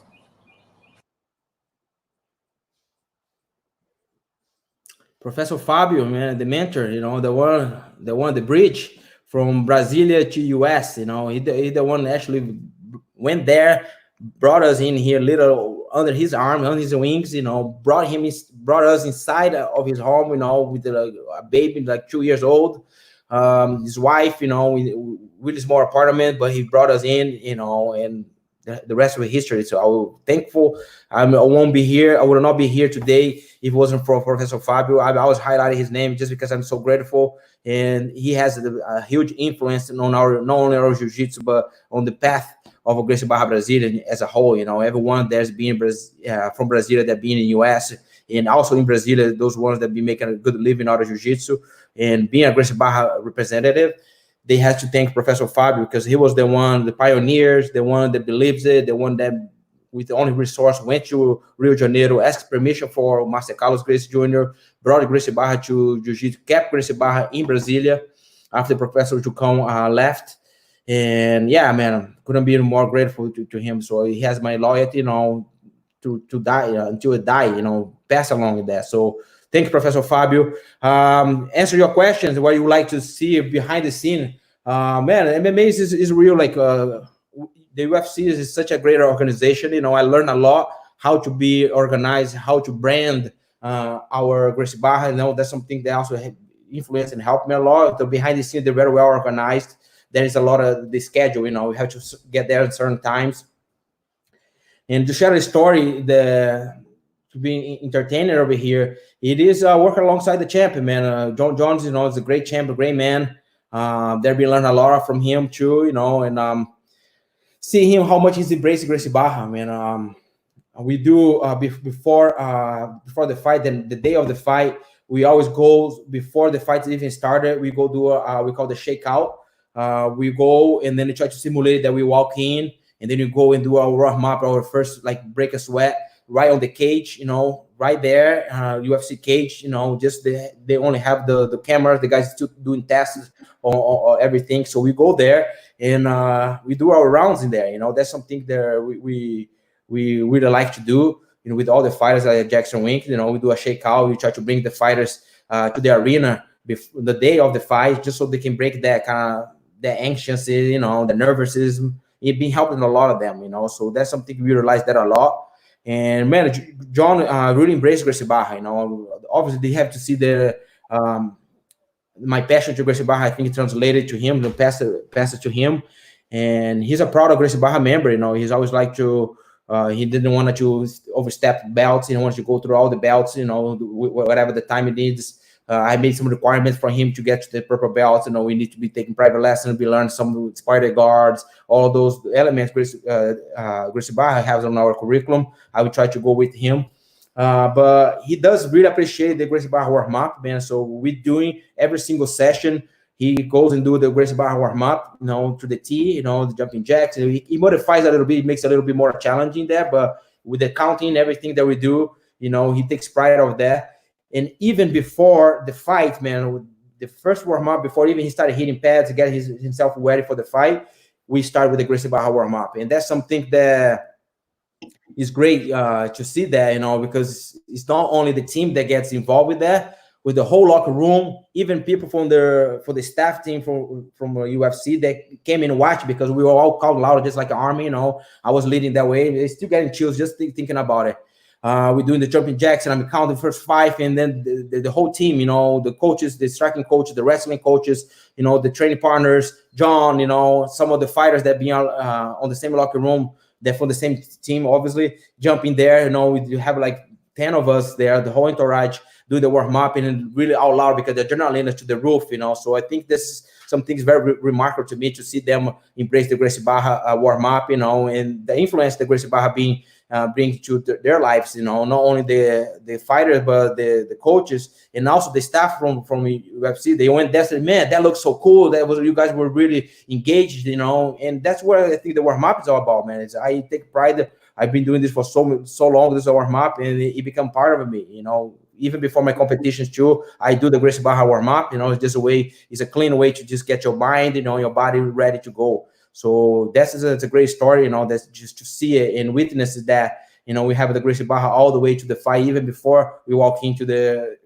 fight. Have the Gracie Barra warm-up in there, everybody counting, and you make a big impact over there on the arena. So it's great to see that. Yeah, man. Like I think like. Is our identity as well, isn't it? Also, it's the energy that we create. It's is much more than just we go there and move our body. It's like it's kind of a ritual to battle, And a lot of people, like when if we stop to think about anything in life, we show a brand new website today. This is how is the structure. Boom. Look at that. Boom. Within a week, people are gonna try to do something different and say, "Look, my one is better, whatever." But listen, our warm up is perfectly designed for us to get warmed up to go to battle in jiu-jitsu and fighting and grappling. And is our identity. When I see people doing, I can hear the bounce. 1, 2, 3, and then the whole group counts from 5 to 10. This already brings me back home and gives me a lot of because fighting is not only physique. It's not only being ready physically or technically. It's a lot of as well of the mindset. And then when you mention about when you bring the whole team together, when I saw John Jones doing the warm up, it's pretty cool, man. It's just, if it's good for him, it's good for me, man. I'm sure. Yeah, he saw the connection that brings to, like you said, this is we connect the instructor with the students there. We count five, they count five, and bring us closer together. Gets us focused. And it's the 7 minutes there, man, was clever. We never change it. So why you would have changed something that's been working, right? Thanks, Exactly. Thank Professor Flavio. All the team that been developing this too. Those ones behind the scene that we get to see. That's cool. All right, so Tussa, we have a few more to come, so let's go. Feliz aniversario, Roberto. Oh. That's a horrible accent, but I'll give it a try. Happy birthday, Tussa, Roberto, Tuss, Professor. Happy birthday. I wish you nothing but success, joy, and happiness. I know you're kind of getting up there, but you wouldn't know it. You're still out there. You're still killing it. If you Google you, perhaps we'll find that you're just a killer, a real gangster, a real G. So happy birthday. I hope that everything that you have in your life is just making you happy right now. And I can't wait till you're back in the 505. And I've got a question for you. I have two questions. How old will your son be when you teach him to tie his belt for the first time? And what do you think his signature move will be? Maybe a daddy's hug, arm triangle, or a safada. I don't know. What's his move gonna be? Happy birthday. Sending nothing but love. Have a beautiful, beautiful year. I also forgot. River says, happy birthday. I know everybody else is probably dressed a little better. I just got done running. What can I do? I also have one more song for you. What is your favorite 90s song? That meant to say, I have another question for you. I have another song for you, but I'm not going to re-video it, Just let it be raw. That was what it was supposed to say. I have another question for you. What is your favorite 90s song? Pick a good one. Oh, the queen of MMA. That's our holy home, man. Right. I think you guys got a hold of through Baratas. Yeah, Baratas, he kept the secret very well. Yeah, man, Hollis is outstanding. You see, she's always working, man. It's just like, I think she has gonna be the longest fighter to be on the UFC. She won't quit. People are like, oh, she's done it. Man, physically and mentally, that's what we said. She's ready in there. She's taking care of herself that way. And it's a huge role model for us, their inspiration, she's the queen of the team over there. Everybody look up to her. And hard worker, man. So I don't have enough words to talk about her there, but her demeanor, the way she carried herself and everything, it speaks for itself, So thanks, Holly. Love you, girl. And there was a lot of questions that she said. So how old I was gonna teach my son to tie the belt? Has to be, man, right before he getting started on the mats. I'm gonna be really harsh on that. He has to represent us very well. And I'm gonna try to see if he, within 3 to 4 years old, probably you'll get his ways to tie the belt. Otherwise, he's not gonna be allowed to jump on the mats. I'll be really tough, but I'll be honest. Also, the second question she has, let me see if you can remember what the signature move is gonna be. Man, I think there'll be a triangle, man. There's something I'm really passionate about it. The triangle, the reverse triangle from Braulio Estima that hopefully he can get in there. Hopefully he gets my body type that has long legs that can develop great triangles, and that will be that one that you. And the 90s song, man, the 90s song has to be, sorry guys, Spicy Girls. Oh no. I was in love with those girls, man. Like when you have the crush in the 90s, So the Spicy Girls there, any of their songs there, when two becomes one, that used to be like I was like in love with those girls.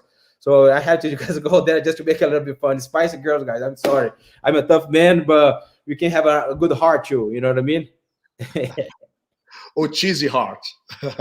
Cheesy heart, right? Let's put it that way. You got me sweaty, man. Dang. I like some music of Justin Bieber. It doesn't make no difference. I'm still tough. I mean, I enjoy some love songs to learn some English. You probably guys see on my story, listen to some 80s old songs, love songs. Come on, guys. You have some shower singing on your own. Has to be some easy music, all right? the soft side of the Roberto. Right.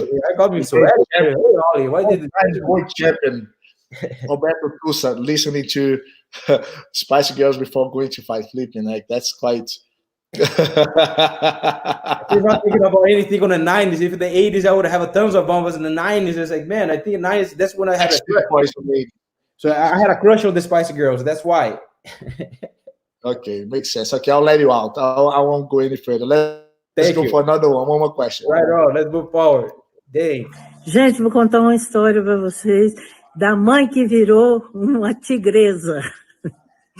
Meu filho foi lutar um campeonato lá no ginásio Pio 12.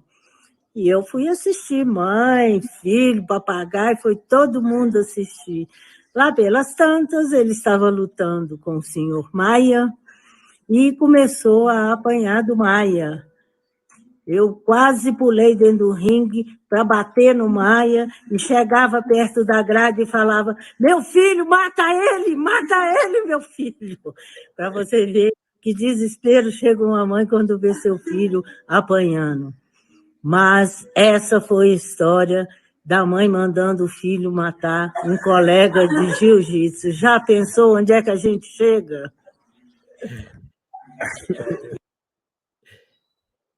Caraca, essa foi muito boa. This was a very good one. Wow, guys. Thank you, man. It's a Tussa smart. I will just try to kind of translate very, very, very fast. And basically, she was saying that there was at this time that she decided to go and watch Tussa to compete, and then he was fighting his teammate, which is Maya, and then he was losing the match. And then she jumped over the fence and she wanted to go inside the mat to say to stop and he starts crying like screaming, kill him. And she goes, what can a mother do for the son? To the point that she will go to the other side when he's losing to a teammate and asking him to kill the teammate. That's how crazy the mentality was. Yeah, man. My mom, man, of course, loved her to death. Our birthday the same day. So yesterday was her birthday. So I was able to. No way. That's awesome. Yeah. So connections there. Great, big connection. That's true. Yeah. She said that the best gift she ever had on her birthday. Yeah, I will take it. Yeah, man, she's a big supporter, big influencer on my life, my education, it's a hard worker, guerrera, it's a warrior, and taught me everything I know, the kindness, of course, there's a lot of influence for the dad too there, but, mothers is only one, is a mother, that's a big influence on us, and love you, mom, te amo, mãe, se estiver assistindo aí, beijão. Obrigado. The story was crazy, man. Yeah, she was screaming there. It was a bigger support at the beginning. And it was the internal tournament, and then Mateus Maia, we always had like a bigger fight. And yeah, he was spreading me there. He was ready to choke me there. My mom did not like that, She's like, man, kill him. I said, Mom, how can I kill him? He's already on my back. He's flattening me out. I mean, I'm about to get killed here. Let me tap out before that happened, But really, that was a true story. That's mother's love, man. Mother's love. So I think we have another 6 videos. Come on. Whoa. I believe that's going to be a funny story from Tussa back in 1999 in a custom party. Back then, we didn't have much money to pay a ticket and enjoy the party. And sometimes we try sneaking in the party. At this time, he was with one of our friends, Kenji, and they tried sneaking in the party, but everything went wrong. That's the question. Tussa, what happened at this day? Tell everyone. I think everyone's going to have a good time laughing. So it was super fun. There was another one when he went to another custom party that he was dressed as a fisherman. So, Tussa, what did happen there? My brother, Gustavo, Love you, my man. Man, they send a message that I'm a party boy in there. Like, you only talk about the parties in there. But it has nothing to do with Vegas, the party, fisherman. we are humans. We are humans, right? We're gonna have some fun. But that was back in 1999. So I was just barely starting in there, like blue belts and things like that. We still had some fun in there in Brazil. But I think when he tried to go is a little bit away from jiu-jitsu, there was something that happened in there. It was kind of funny. In Brazil, man, we tried to jump the party. You know what that means? Jump the party. We do not pay. You don't have the money. You're just gonna go behind the back, and just go in jump the fence or jump the walls, and just get in the party for free. But man, that thing went wrong, man. That thing went wrong because we came all prepared. We have all those big pliers that cuts the barbells wires and things like that. So we really went. It was like a wrench. So they have those barbells fence in there. So that was kind of easy always for us. We were just kind of breaking it, one by one. And then it was Gigantinho was there too. There was like tons of us, Professor Gigantinho, myself, and among others.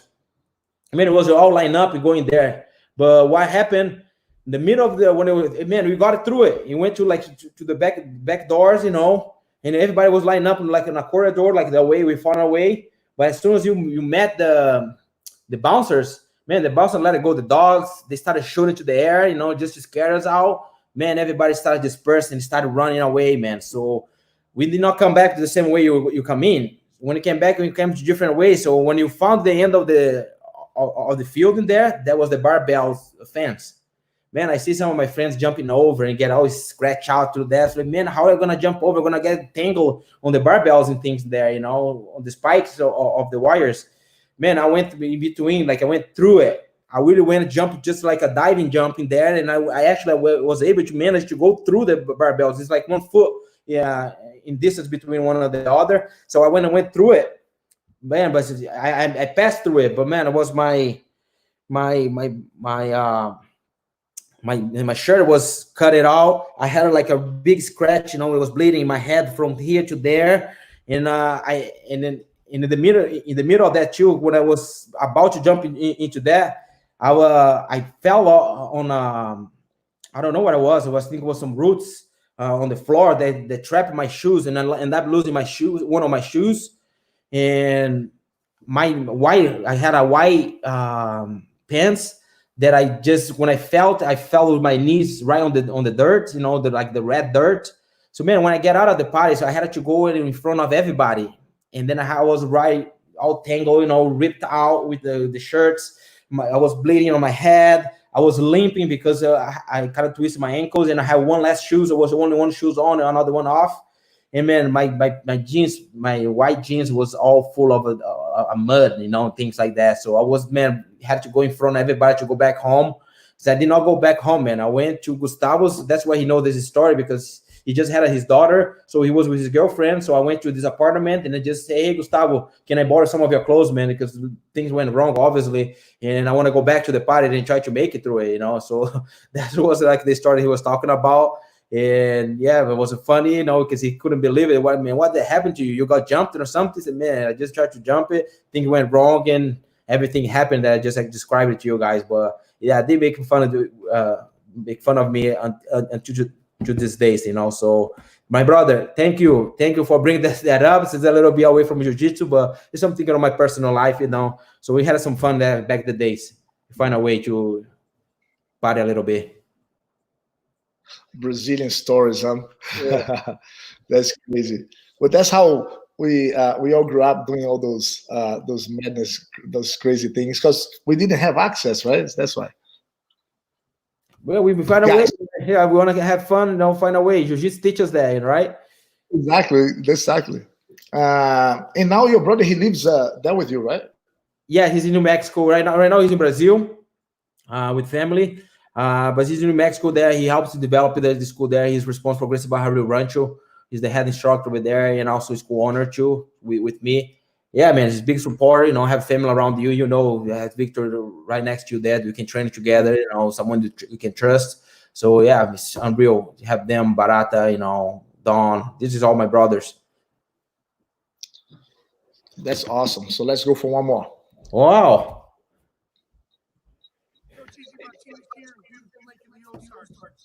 Rainy day, but wanted to check in with all the Gracie Baja members and wish Professor Tussa a happy birthday. Also, congratulations on the new addition of his baby boy that will be here in the next couple weeks. But I wanted to ask you a question. I wanted to ask you what you look for in your young athletes. What are the key ingredients to becoming a better jiu-jitsu player? Something went wrong there. Sorry, we have some connections. Maybe try again. No, I was able to hear. Yeah, let's go.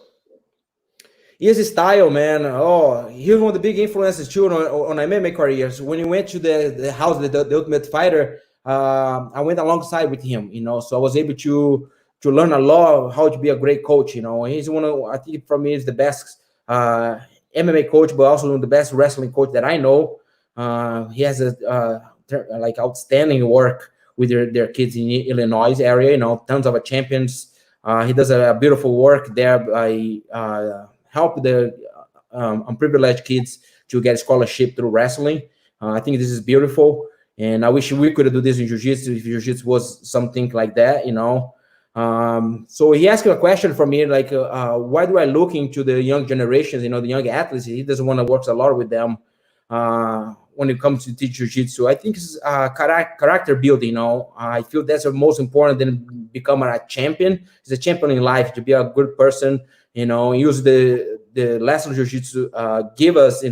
I was a young age. I was 14, so not that young, but I was 14 years young. And the jiu-jitsu taught me a lot, self-confidence, be respectful, and among all the disciplines, there's tons of lessons that we can learn. So I that's what I expect for the kids to take jiu-jitsu as a character building lessons. That what jiu-jitsu will teach you there. That you're not the best in the mats. You're never going to be the best in there. There's always something to work, perseverance, and etc. etc. But ultimately, I feel that yes, help them build their character, build them for life to be champions in life. And I think that's we should take the most out of that. If they would decide to become a champion on the mats, there is dedication, hard work. Everyone can do it, But yeah, being a good person, I feel that jiu-jitsu can teach it a lot, and that's what I expect. And this is one of the missions, to bring jiu-jitsu to the community, to fulfill them, to help character build. And I think that's what I will answer that question. Thanks, Easy Style. Love you, brother.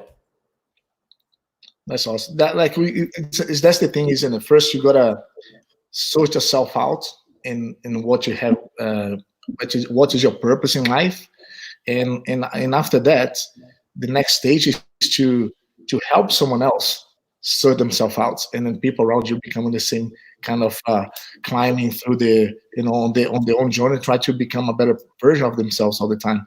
And this is the beauty, that's the beauty of giving back. Like what we appreciated everything that we've been through, and now try to help out the others. And this is a very good a purpose and motivation for all of us. That's what we teach today. To use jiu-jitsu as a tool to transform and make people a better version of themselves. This is like priceless. I never thought this I would be doing that neither. And every time when I stop to think that when I go to to my Zoom classes at the moment, when I come here to the chat show, I get so motivated to try to share all those stories, learn about like today we're learning about you, and then getting to understand how amazing is very similar, what we kind of came through, what we achieved, and what we think after on the process of giving back. And then the work that you're doing there in New Mexico, bro, is amazing, man. Like it's kind of I've been there one. I went to New Mexico for the first time and only time since. I was there. You were there, right? Remember? Yeah. We stay at Don's house. Yes, Don's house. We try to scare you, but you have a mask that everyone comes into town. We try to scare, and then we try to scare. Like we had all this preparation. You went to scare. He's like, "Oh, what's up, man?" I was like, "Dang, bro, they don't even start, man. They got man." God damn it. True. Listen, guys, listen up. I was there like at Don's house, like Professor Dons is one of the collaborators as well, and then, partnered with Tussa. And I was there, like suddenly I hear a little noise, and then I see open up a door, but I could clearly see it was Tussa. I couldn't think it was nobody else, so I didn't get scared. He went with a mask and everything. I said, guys, what the heck are you doing here, man? Everyone gets scared, man. Like everyone is like, man, it's funny because everybody's screaming, "Oh, what the heck, man? How you do that to me?" I scared Barata, I scare my brother, I scare Maya. There's a tons of people. Barata is scared me with the same mask, and I scare him. He's scared me. He woke me up with that mask. It's like a red mask with a crazy devil or something like that, with the crazy hair and things like that. And when you go to Braulio, man, he's like, "What the heck?" I was like, "Man, you're not fun, man. Get out of here." Man, I'm going to share a little bit of a funny story, because I stopped being afraid of like ghosts and everything. Because when I came to UK for the first time, I was thinking I didn't speak any Portuguese, any English, only in Portuguese, right? So when I came, I was always being very skeptical and a little bit afraid of seeing ghosts or anything, And then the first thing that I was thinking about was like, hold on a second, if there's ghosts here, I won't understand what he's saying. Are they going to speak English or Portuguese? Because if they're going to come and talk to me in English, I'm not going to get afraid. I'm not even going to understand them. And then I said, hold on a second, come on, man. Maybe this is just like things on our minds. And I start to believe that way. And that's why, like, when I see something similar to ghosts or like freak out stuff, I said, who is behind that thing? If you came without the mask, maybe I would get a little bit more scared. Possibly, right? I couldn't miss this opportunity. I got the crazy hair. Oh, you're talking about, look. If you go to Turkey, you have plenty of hair. I had to go to Turkey to put some of mine. Some revelations right here, revealing some. Nah, it's already. Come on, man. Look at this. The line cannot be that good on this when you almost. By the way, I'm 39 for another year, so we're gonna be 40 together. So we could celebrate very similar, because I'm from June, you're from May, so it's pretty close. All right, so we have 3 more videos. Wow. Hi, everyone. This is Professor Tussa's wife, Michelle. I obviously know him a little bit different than a lot of you, and I'd love to share just a story about him, which is how he prepares for tournaments. So, he's a great competitor, but you should see him the days before he competes. He's super nervous. He gets like these shakes and almost to the point where his breathing changes, which for me is funny because he is so calm and collected usually, so focused, so passionate, and to see him like that is great. But then when he goes out to perform, he does so well. So one thing I will say is, hopefully for his next major endeavor, he is not so nervous. So my question would be is, Hi,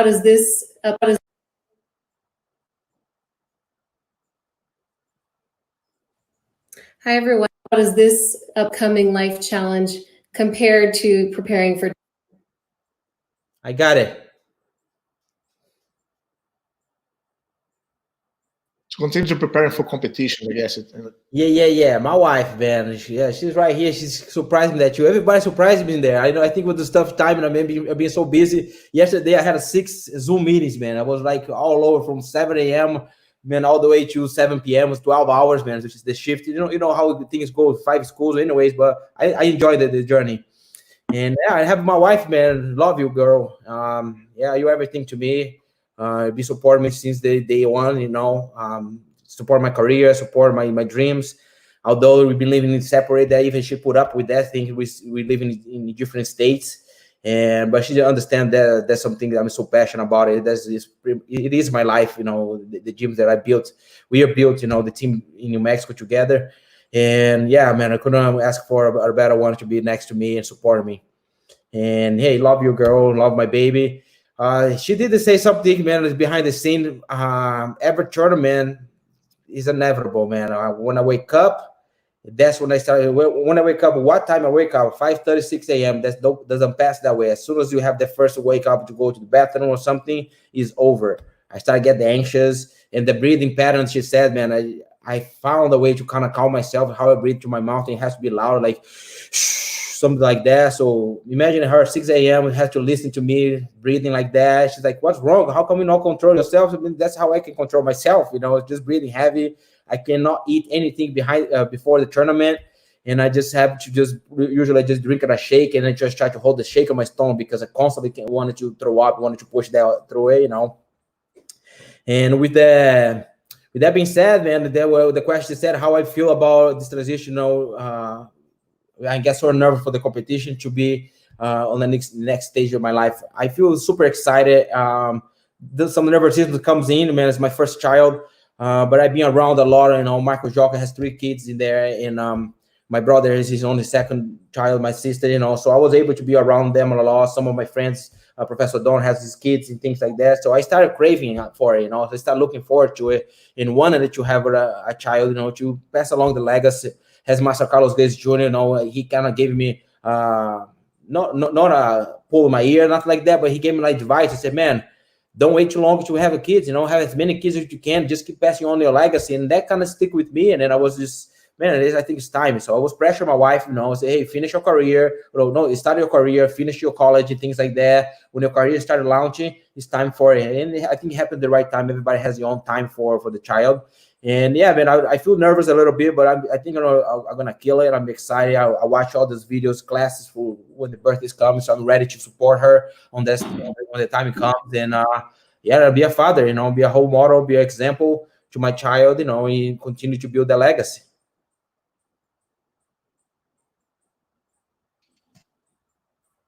That's so cool, man. Your relationship with your wife is so beautiful. You always talk really highly of her. He's a big supporter. Now is the time, and little to see a girl, to see a boy. You already have to choose, isn't it? Who? 2 weeks to come? 3 weeks. 3 weeks until the baby comes. No. Then we will see.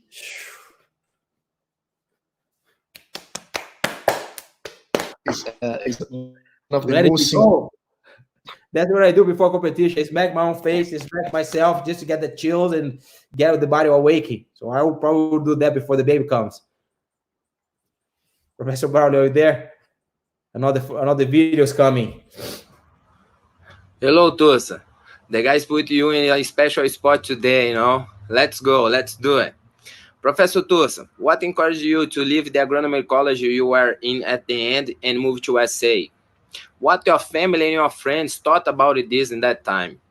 And one more thing, can you talk a little bit about your motorcycle and especially when you get late to the class? Can you talk a little bit, please? See you, my friend. Yeah, Professor Fabio Gravina, he's my roommate in New Mexico there. We've been spending good time together there, but one of the biggest support in Brazil, these guys used to pick me up in college. I was going for engineer agriculture, and he was picking me up there after college. He was going to evenings. I was going during the day. So he took me to the Jujitsu, and he dropped me off in Jujitsu. Back then, I did not have a car, no transportation. So I was going walking to the gym. It took me 30 minutes, 40 minutes, whatever.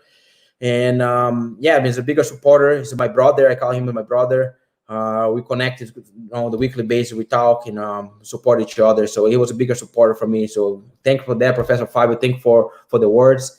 Your questions, it is why I decided to move to leave engineer agriculture. Was like I was doing 4 years of college. I just had one more year to graduate. I think it was the opportunity why making me decided to move to US. So at first I was just gonna pause the college for 6 months so I could go to US and just see how it goes, compete, get to see Professor Fabio. That was my plan. But when I got to the US and I saw the opportunities, and how people were treating us with Jiu-Jitsu, how Jiu-Jitsu had the potential to grow even more, It's just the kind of gut feeling that we have, like, man, that's something that you should be take opportunity and stick over here. And I think that's where the path I told you earlier about my story here, that going to New Mexico, staying there, that was actually started helping it. And I made a decision to not go back. So I literally dropped off of school at that point. I had a probation time that could be for like up to 5 years out of the college. Then I still could go back, but 5 years went by. I was still grinding over here. So I just decided to just bail out and then drop out of the college. So I put in 4 years of college that I could have finished it and get a degree in engineer agriculture. But I knew that I would not pursue a career from there. It was just more of a status to have a college degree. So I feel that I got a college degree in BJJ, being a black belt, and continue to learn. So it still has master's doctorate, and become a master in BJJ. That's the one thing that I have as a goal. And so, yeah, I think that's just the life was playing on that way, Let me see if you can remember the second question that he had.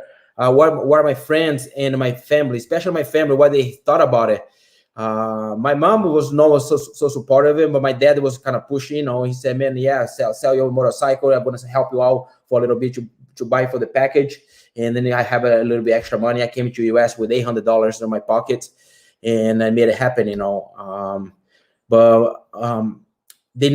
was not that much support. They didn't know what's going to happen here, go to a different country, But once again, man, Jiu-Jitsu gives the courage, gives the motivation, the confidence that you can make it happen. You can make anything happen if you wanted it.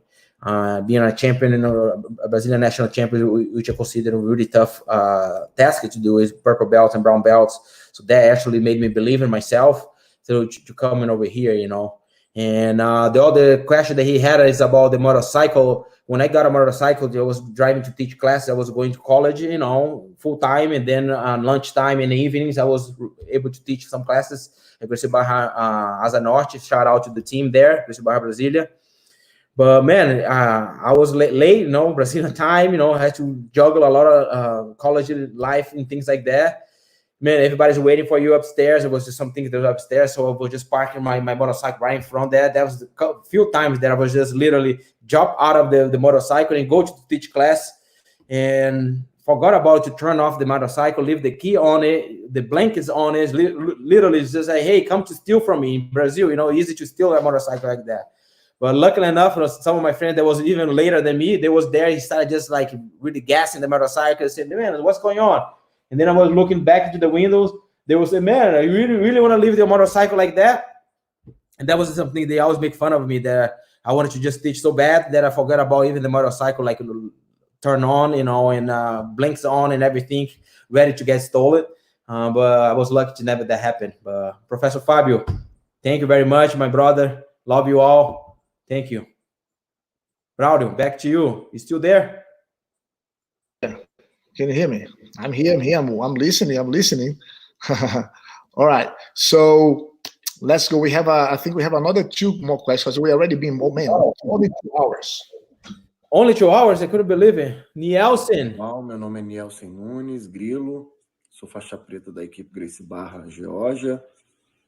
Eu vim aqui falar de uma pessoa que foi muito especial na minha carreira e é até hoje. O nome dele é Motorzinho Suzuki, Roberto Camargo, o Tussa. O que eu tenho a falar desse cara? Você é especial, você, como diz a palavra forte, você é soda, né? Então, meu amigo, eu lembro de um momento muito especial que a gente passou junto, quando você foi para o Brasil lutar a seletiva do ADCC de 2009, e você foi o campeão dessa seletiva. E eu me lembro que você ganhou de vários cascas grossas, como você. Eu me lembro que você ganhou do Bruno Bastos, do Pé de Chumbo, e ele não acreditou que você tinha passado da frente dele, entendeu? Esse momento foi bem marcante, porque a gente fez um camp bem maneiro, a gente fez uns treinos bem duros em Brasília, e aí viajamos para o Rio para lutar essa seletiva no clube do Botafogo. E foi um dia especial. Eu lutei também, ganhei a minha primeira luta, mas perdi para o famoso Milton Vieira, o Miltinho, da BTT. Tussa, você é muito especial para mim. Parabéns pelas conquistas, parabéns pelo seu aniversário e parabéns que você está sendo mais um dos nossos. Entrou no grupo de papai. Meu querido, fica com Deus, viu? Te amo. Felicidades.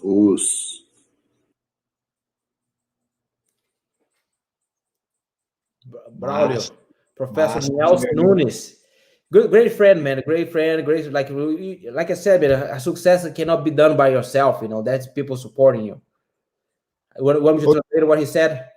Yeah, well, that's what I was going to say, because it's very, very touching. So it's pretty cool. Yes, Professor Nielsen, man. I know him since almost kindergarten, man. Like I remember even before Jiu-Jitsu, I knew this man, and hard worker too. You know, great example, great father. You know, very committed to Jiu-Jitsu. You know, passionate about Jiu-Jitsu, passionate about what he does. You know, on a daily basis. Right now, there in Atlanta, Georgia area. You know, not much in Atlanta, but Georgia. So what he was saying is just he didn't ask any question, but he was just saying about the ADCC trials back in 2009. I went there to try out, you know, the first time. It's just a funny story. He did not mention it there, but that man, I just won the double gold and on Nogi Worlds, and then I went down to compete the ADCC trials. Man, he made a really big poster with pictures, you know, congratulations, Tussa, things like that. So he went to the airport with gathered everybody, you know, to go to the airport to receive me there. And I missed my flight, man. I missed my flight when I got there. They were waiting, and I was not able to tell them that I missed the flight. They were just waiting, man. They had all the things set up, you know, the big pictures of me, you know, with the big posters, congratulating, and I did not happen there. So he gave me that later, and I still have this on my garage, like a frame and everything. But he was saying about that because we had a great pattern training. You know, I went to Brazil to do the trial, so I went actually a little bit early. So we did our camp before the event, you know, and I was able to be successful in there. I did not make it all the way to the final. I fell short on the semifinal, but I had great battles in there. You know, Paddy Schumer was the current ADCC trials champion, and I was a bigger name on the event, and I was able to defeat him. It was a war on the very first day of the eliminatories, you know, the prelims. We were just competing to make to the semifinals, and I did make the semifinal by defeating him on that match, man. And he was a war, you know, that lasted like 16 minutes, you know, overtime after overtime, and I was able to come up, end up winning, and then moving to the next day, but I fell short. Like they got caught up in a fly arm bar by Bruno Bastos. But it was a great experience to train alongside with the teammates, you know, the members. They probably brought it up. And yeah, Nielsen, thank you very much, my brother. Thank you for the story sharing. Love you. Man, ADCC trials, man, is equivalent to the World Championships, man. This is crazy. It was 2012, and then I was managed to take that one there. But man, I have to face Cavaca in the second round. He's like, yeah, Rodrigo Cavaca in the second round. And when they called my name after his name, was like, me? Why you call me on the second match with Cavaca, man? That's crazy. You gotta do it. If you want to win, you gotta beat everybody. That's what the champions mentality is. And that's what I went for. Is, hey, I want to win. Doesn't matter who's in front of you. Beat it. That's awesome. All right, Tussa, we almost finished. We have two more. We don't want to take much more time of you. Hello, Professor Tussa. Happy birthday. I have a question for you. Actually, I have two questions. First, you are a multiple times no-gi world champion. What do you prefer to train, gi or no-gi? And also, between all the professional MMA fighters that you train, UFC champions, former champions, which one has the most talent for Jiu-Jitsu? Thank you. Professor Furão. Professor Furão, man, what can you say about Furão? You were there with him last week. I actually have to go back and watch the show there because I definitely want to hear and learn something from him. Great positive energy, good influence, not only in our lives, but holding the torch of our headquarters in NBA. Such a great representative of Gracie Barra and also a leader of Gracie Barra in Irvine. So every time I have a rule, every time I'm in town, when I come and goes, New Mexico, in California. Although I've been putting a lot of work in the Gracie Barra Santa Ana, I have to go to headquarters. I feel it's obligation as a team member of Gracie Barra to visit the headquarters at least once a week. I usually goes there and Ogi. He asked what I prefer to train. Man, I love the gi. I think I already answered the question. I love to train with the gi. Although I do well without the gi, but just because I put so much time with the gi. So the question's already being answered. And who out of all the fighters, I did not work with that many of our fighters, guys, but Alistair Overeem, Holly Holm, John Jones, Adam Pico, Carlos Condit, Cowboy Cerrone, Diego Sanchez. There's a tons of a fighter that I did not work like fully camp, but at least in one camp or a few private lessons. I had to have a chance to see what they are about, what the skill level they have. But definitely, man, I think John Jones, man, he's such a creative, such a sponge. He learns so fast. And I have to tell the man, the champion, he's the one that has the easiest way to learn jiu-jitsu. He's been developing so much while we work behind the scene. You put some time there together. He will not get his purple belt if he did not deserve it. He did not put the time into jiu-jitsu. Even with the gear right now, the Sparta guard, he learned the Sparta guard, immediately he's applied. And man, the fly triangle, he called me live. I have the video, man. I probably could have shared. I went to a single leg. I thought I could take him down. He flew triangle on me off of a single leg, and he tapped me out with the fly triangle, man. The day I taught him, my brother was filming. It was a little bit crooked, the video, but definitely helped me a lot. I could tell that John Jones, he's such a quicker, such an athlete, such a quick learner, and he takes pride of his technique. So he likes to really do learn and develop, represent whatever that he's representing, whether it's a Gracie Barra Jiu-Jitsu, whether it's Jackson Wink's MMA, he wants to be the best of that. He even told me, I want to be your best instructor. I respect all your black belt that you build, all the students that you have, but I want to be your best student in there. And he does his part by showing up and training, and listening and try to apply things that we teach. Furão, love you, brother. Good job. Yeah, Furão that he went on the Gracie Barra challenge, the 300, challenged by Otávio, and it was like a difference of 10 seconds. He missed out, but he messed the exercise, so he changed completely. Hey, man, I did today. He made me to do today. I did the Barra Fit challenge today, the 300. Man, my legs were shaking. I was able to do like 6 minutes and 40 seconds, a minute later than them. I was like, man, how can you do that? I ran a mile. I'm not going to put excuse, but I ran a mile before doing the thing, but I did not know it's so exhausting on your legs, man. I got fatigue on my legs. I was shaking it. I had to stop a couple of times. Like, man, how this guy's doing? Like, Otávio, 5 minutes, 40 seconds. Furão, 5 minutes. He was 40. No, Otávio was 5 minutes and 40 seconds, and Furão 5 minutes and 50 seconds, right? 50 seconds. And I did a minute later. I was like, I put it there, man. How I had to step up my game, the Barra Fit game. I'm just gonna blame on the height, because when they do the burpees, they don't even jump out of the floor. And when they do the press ups, like 1, 2, 3. Man, look at the size of this arm. Like, how can I do a press up? I'm gonna do 1 per second. I'm gonna be in trouble. All right. So now we have one more. Let's go. Professor Tussa, my brother. I was honored to be here and ask you a couple of questions and poke you to talk about a couple of things. And I've been thinking about 3 things I would like you to share with us. First, I would like you to talk to us about the first time you ever got a medal from IBJJF, from CBJJ, Brazilian Nationals for Teams, Brasileiro de Equipes. I want you to tell everybody here about the story, about the trip, and how awesome that tournament was. I want you to tell us a little bit about, our first days back in 2006 when we moved to the United States and some of the funny stories we had together. And I definitely want to hear what your mind is right now that you're going to be a dad, and what is going to be the feeling when you see your little one wearing a Gracie Barra gi the first time. Let us know, brother. Tell me. Yeah, Danji, man, Professor Danji, Gracie Barra, South Austin. Heads up for you, man. Fabio was the bridge, right? The one brought us in here. Danji was the car that drove me, man. Without his, his advices, and really pushes me and really convinced me. Literally, he's really convinced me to come to US, and those two, I think, was the biggest reason we are here today. Obviously Fabio brought Danji, and Danji brought me, and then the rest is history. But thank you, Danji. Thank you for those kind of words, my man.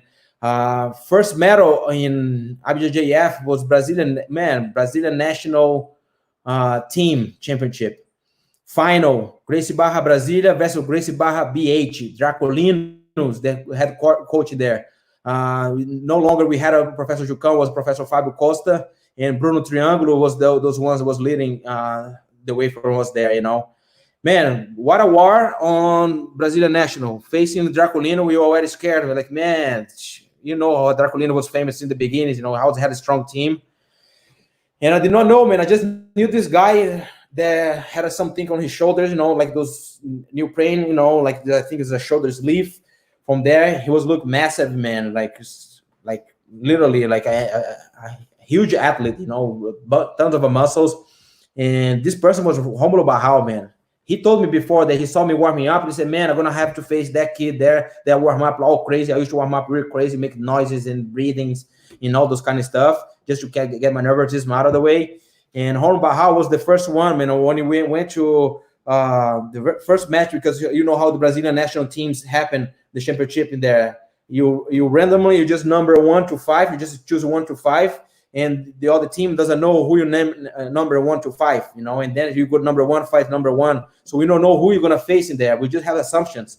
And I didn't know, I had the feeling that we were gonna have to face Romulo Barral, Man, we went to a big war in there, we ended up scoring 1-0, and then Gracie Barra BH scored 1-1, and then they turned 2-1, and then we tied it up 2-2, and then we came up on top and have 3-2, so it was like an amazing. We already had like the closeout, with Gracie Barra, who took the first and the second place, but it was very memorable for me, very remarkable for the reason that was the first medal of WJJF, gold medal WJJF that we all won, and that actually sets up for us to continue to win my whole career. That was the belief, that was I would say the milestone that I reached there, and I said, man, I believe that was made me believe that I could make it to the final for the future tournaments in there. But it was so special that we, for the first time, we had a Master Carlos Gracie Jr. to shake our hand and sign our medals right there. I still not to this days that I have the Master Carlos Gracie Jr. sign it right on this yellow ribbon, on the medals and things. I still have obviously that medal, and that was a very remarkable. That was the first question they had. The second question, let me try to remember, Professor Danji, talking about the medal. I'm gonna go right there. How is gonna be my feeling about? Okay, so the experience that was before then. How the experience that I had first coming here to US. Like I said earlier, we all came together. Danji and I, we were living with Professor Fabio. A lot of uncertainties, man. We did not know where we're gonna end up at. We just didn't know that we were taking care of Professor Fabio. We were to find our own way. But so was a lot of struggle. I will be honest with that. Was no easy ride for us. You were just paving the way, So it always takes a little harder work for us to pave the way.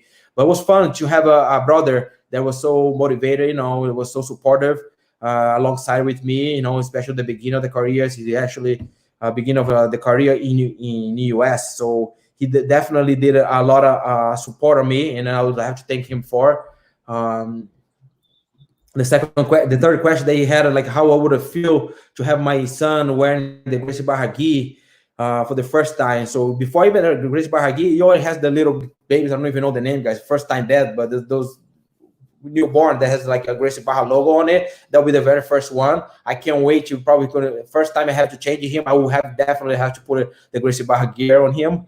But having him to wear the gear and ready to jump on the mat, that will be, man, the fulfillment of my life journey, which that means I will be passing along the legacy, Gracie Barra legacy, and to keep the legacy alive, have my son have the gi and then jump in on the mats and then continue to represent to the highest level Gracie Barra, so that would be for me, like, hey, I'm done, so I done that part. I was able to pass along the legacy, and I'm sure you will continue from him to his sons and so forth, there will be something that will be hard to be forgiven, Danji, love you, brother. Thank you for the kind of words, thank you for everything you've done for me, for Gracie Barra, for all of us in Brasilia too.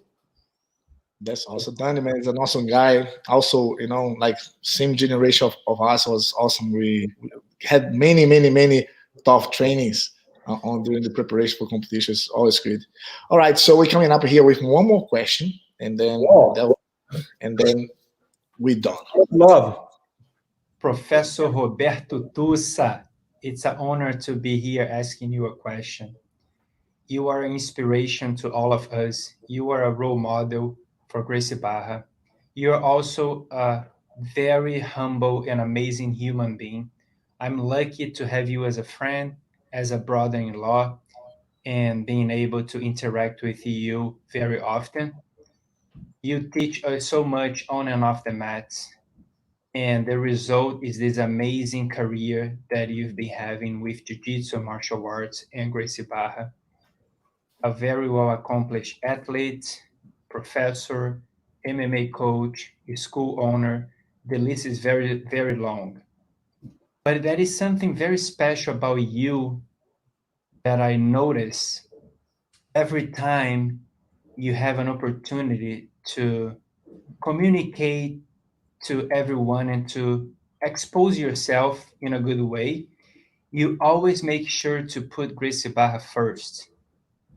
I can feel the sense of gratitude and respect and passion that you have towards our team.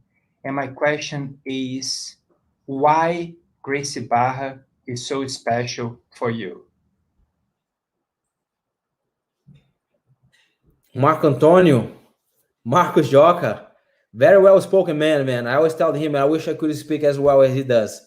Always has the beginning, middle, in the end. Just like you write an article or something like that. It has everything's really well played, well thought. And thank you, my brother. It's been an honor to be alongside, be part of your family. That you were the first one to open the doors of your family and let me in. And you the one introduced my wife to myself, and we started hanging out together. And man, there's a big influence that he doesn't know, but it's all of the conversation behind the scene on the dinner table, talk about Gracie Barra, about their plans. I was lucky and fortunate to know what happened behind the scene, guys. That sometimes it's hard to see why they're doing things until later on, but I was able to see the whys things was doing, the change, the branding, the uniform, have a uniform policy to be wearing on the mats, your gyms, why we were wearing that, why we have to do this. And I always had to do is for the betterment of the team. And why I have to bring Gracie Barra first, because Gracie Barra bringing me first. I think it's just a mutual way to do it. The gratitude that I have for Gracie Barra, I think because Gracie Barra is what I am. Gracie Barra brought me here today, and everything. And I have to thank you, obviously, to the team that been helping, but with the vision of Master Carlos Gracie Jr. that goes into the team that embraces that and delivers this to us. Then we are working together towards a bigger goal, is not individually win a championship and things like that, but we win a championship individually to win for our team. And why is Gracie Barra, I always bring it first, and the question why it is, man, it's hard to explain. It's just you're a Gracie Barra member. You have probably similar feelings that I have. There's a lot of great representatives of Gracie Barra worldwide, and the same passion that I have there is just because what Gracie Barra has done for them. It's something what Gracie Barra has done for me, and the vision the philosophy, the message that been passed to me is something I related to a lot. And I love Gracie Barra, man, all the way to the end, And like I said, there's not at the end when our lives goes by, There's our generations that goes after us, my son, my grandson, and so forth. That will continue this journey, this Gracie Barra, this legacy alive forever, And I think that's I'm committed to it. I love Gracie Barra. I love my team players, my team members, Professor Braulio, I think I'm done over here, man. I think that was a great setup that you guys did in here. Very surprisingly, I had no idea that something would come up. It was kind of a little bit, I'll be honest. I said, man, Ryan hasn't been reached out to me. Yesterday I was talking to Mark. I said, man, is this going to happen? Because no one actually follow up with me. If there's any people who's going to be watching, I wish I could have made some videos. I even asked Professor Braulio, send me this video to me. And so I can repost it and have some people to watch it, because I don't know if anyone's going to watch these things there, because we didn't promote it much. There was not much in there. But you guys did a great job. I should have just trusted in you guys there. You guys are going to deliver something great. And it was amazing to see those videos. It was very touching. Got me very emotional here, very happy. I had a great time, man. There's 2 hours and a half. I couldn't believe that I'm being here for 2 hours and a half and like that. I hope I did not bore you guys too much, out there. I guess you guys so lame on some stuff, but this is my life, and this is who I am, and the way I speak, and the way my energy comes out that way is a real person bringing over here. I like to be real, and I love my team. I love what I do, and I have to thank Gracie Barra as a whole to build this, empire so we can live in. Man, thank you, Professor, to spend this time, with us. If you spoke for 2.5 hours, because there's so much content out there, so many people love you, were sending so many messages, but I really appreciate your time, and man, congratulations on your story. Happy birthday, and good luck on the new arrival of the new baby, and well done for the family, for all the work that you've been doing for Gracie Barra out there in the world and in New Mexico, to be the champion that you are. Really a role model, truly is. And really appreciate your time, and thank you very much. Okay, so I will just like to mention here quickly before we finish. Okay, tomorrow, Baja Fit, 10 p.m. Pacific time. Don't forget Professor Vivi, okay? And also, this week coming, we're going to have Professor Victor and Professor Lagarto teaching the GB2 and GB1 classes. It's going to be unmissable, two of the biggest references of our team. So go there and support, all right? So once again, Tussa, thank you so much for your time, brother. You're amazing. And thank you very much for all of you for watching, and I'll see you guys next Saturday.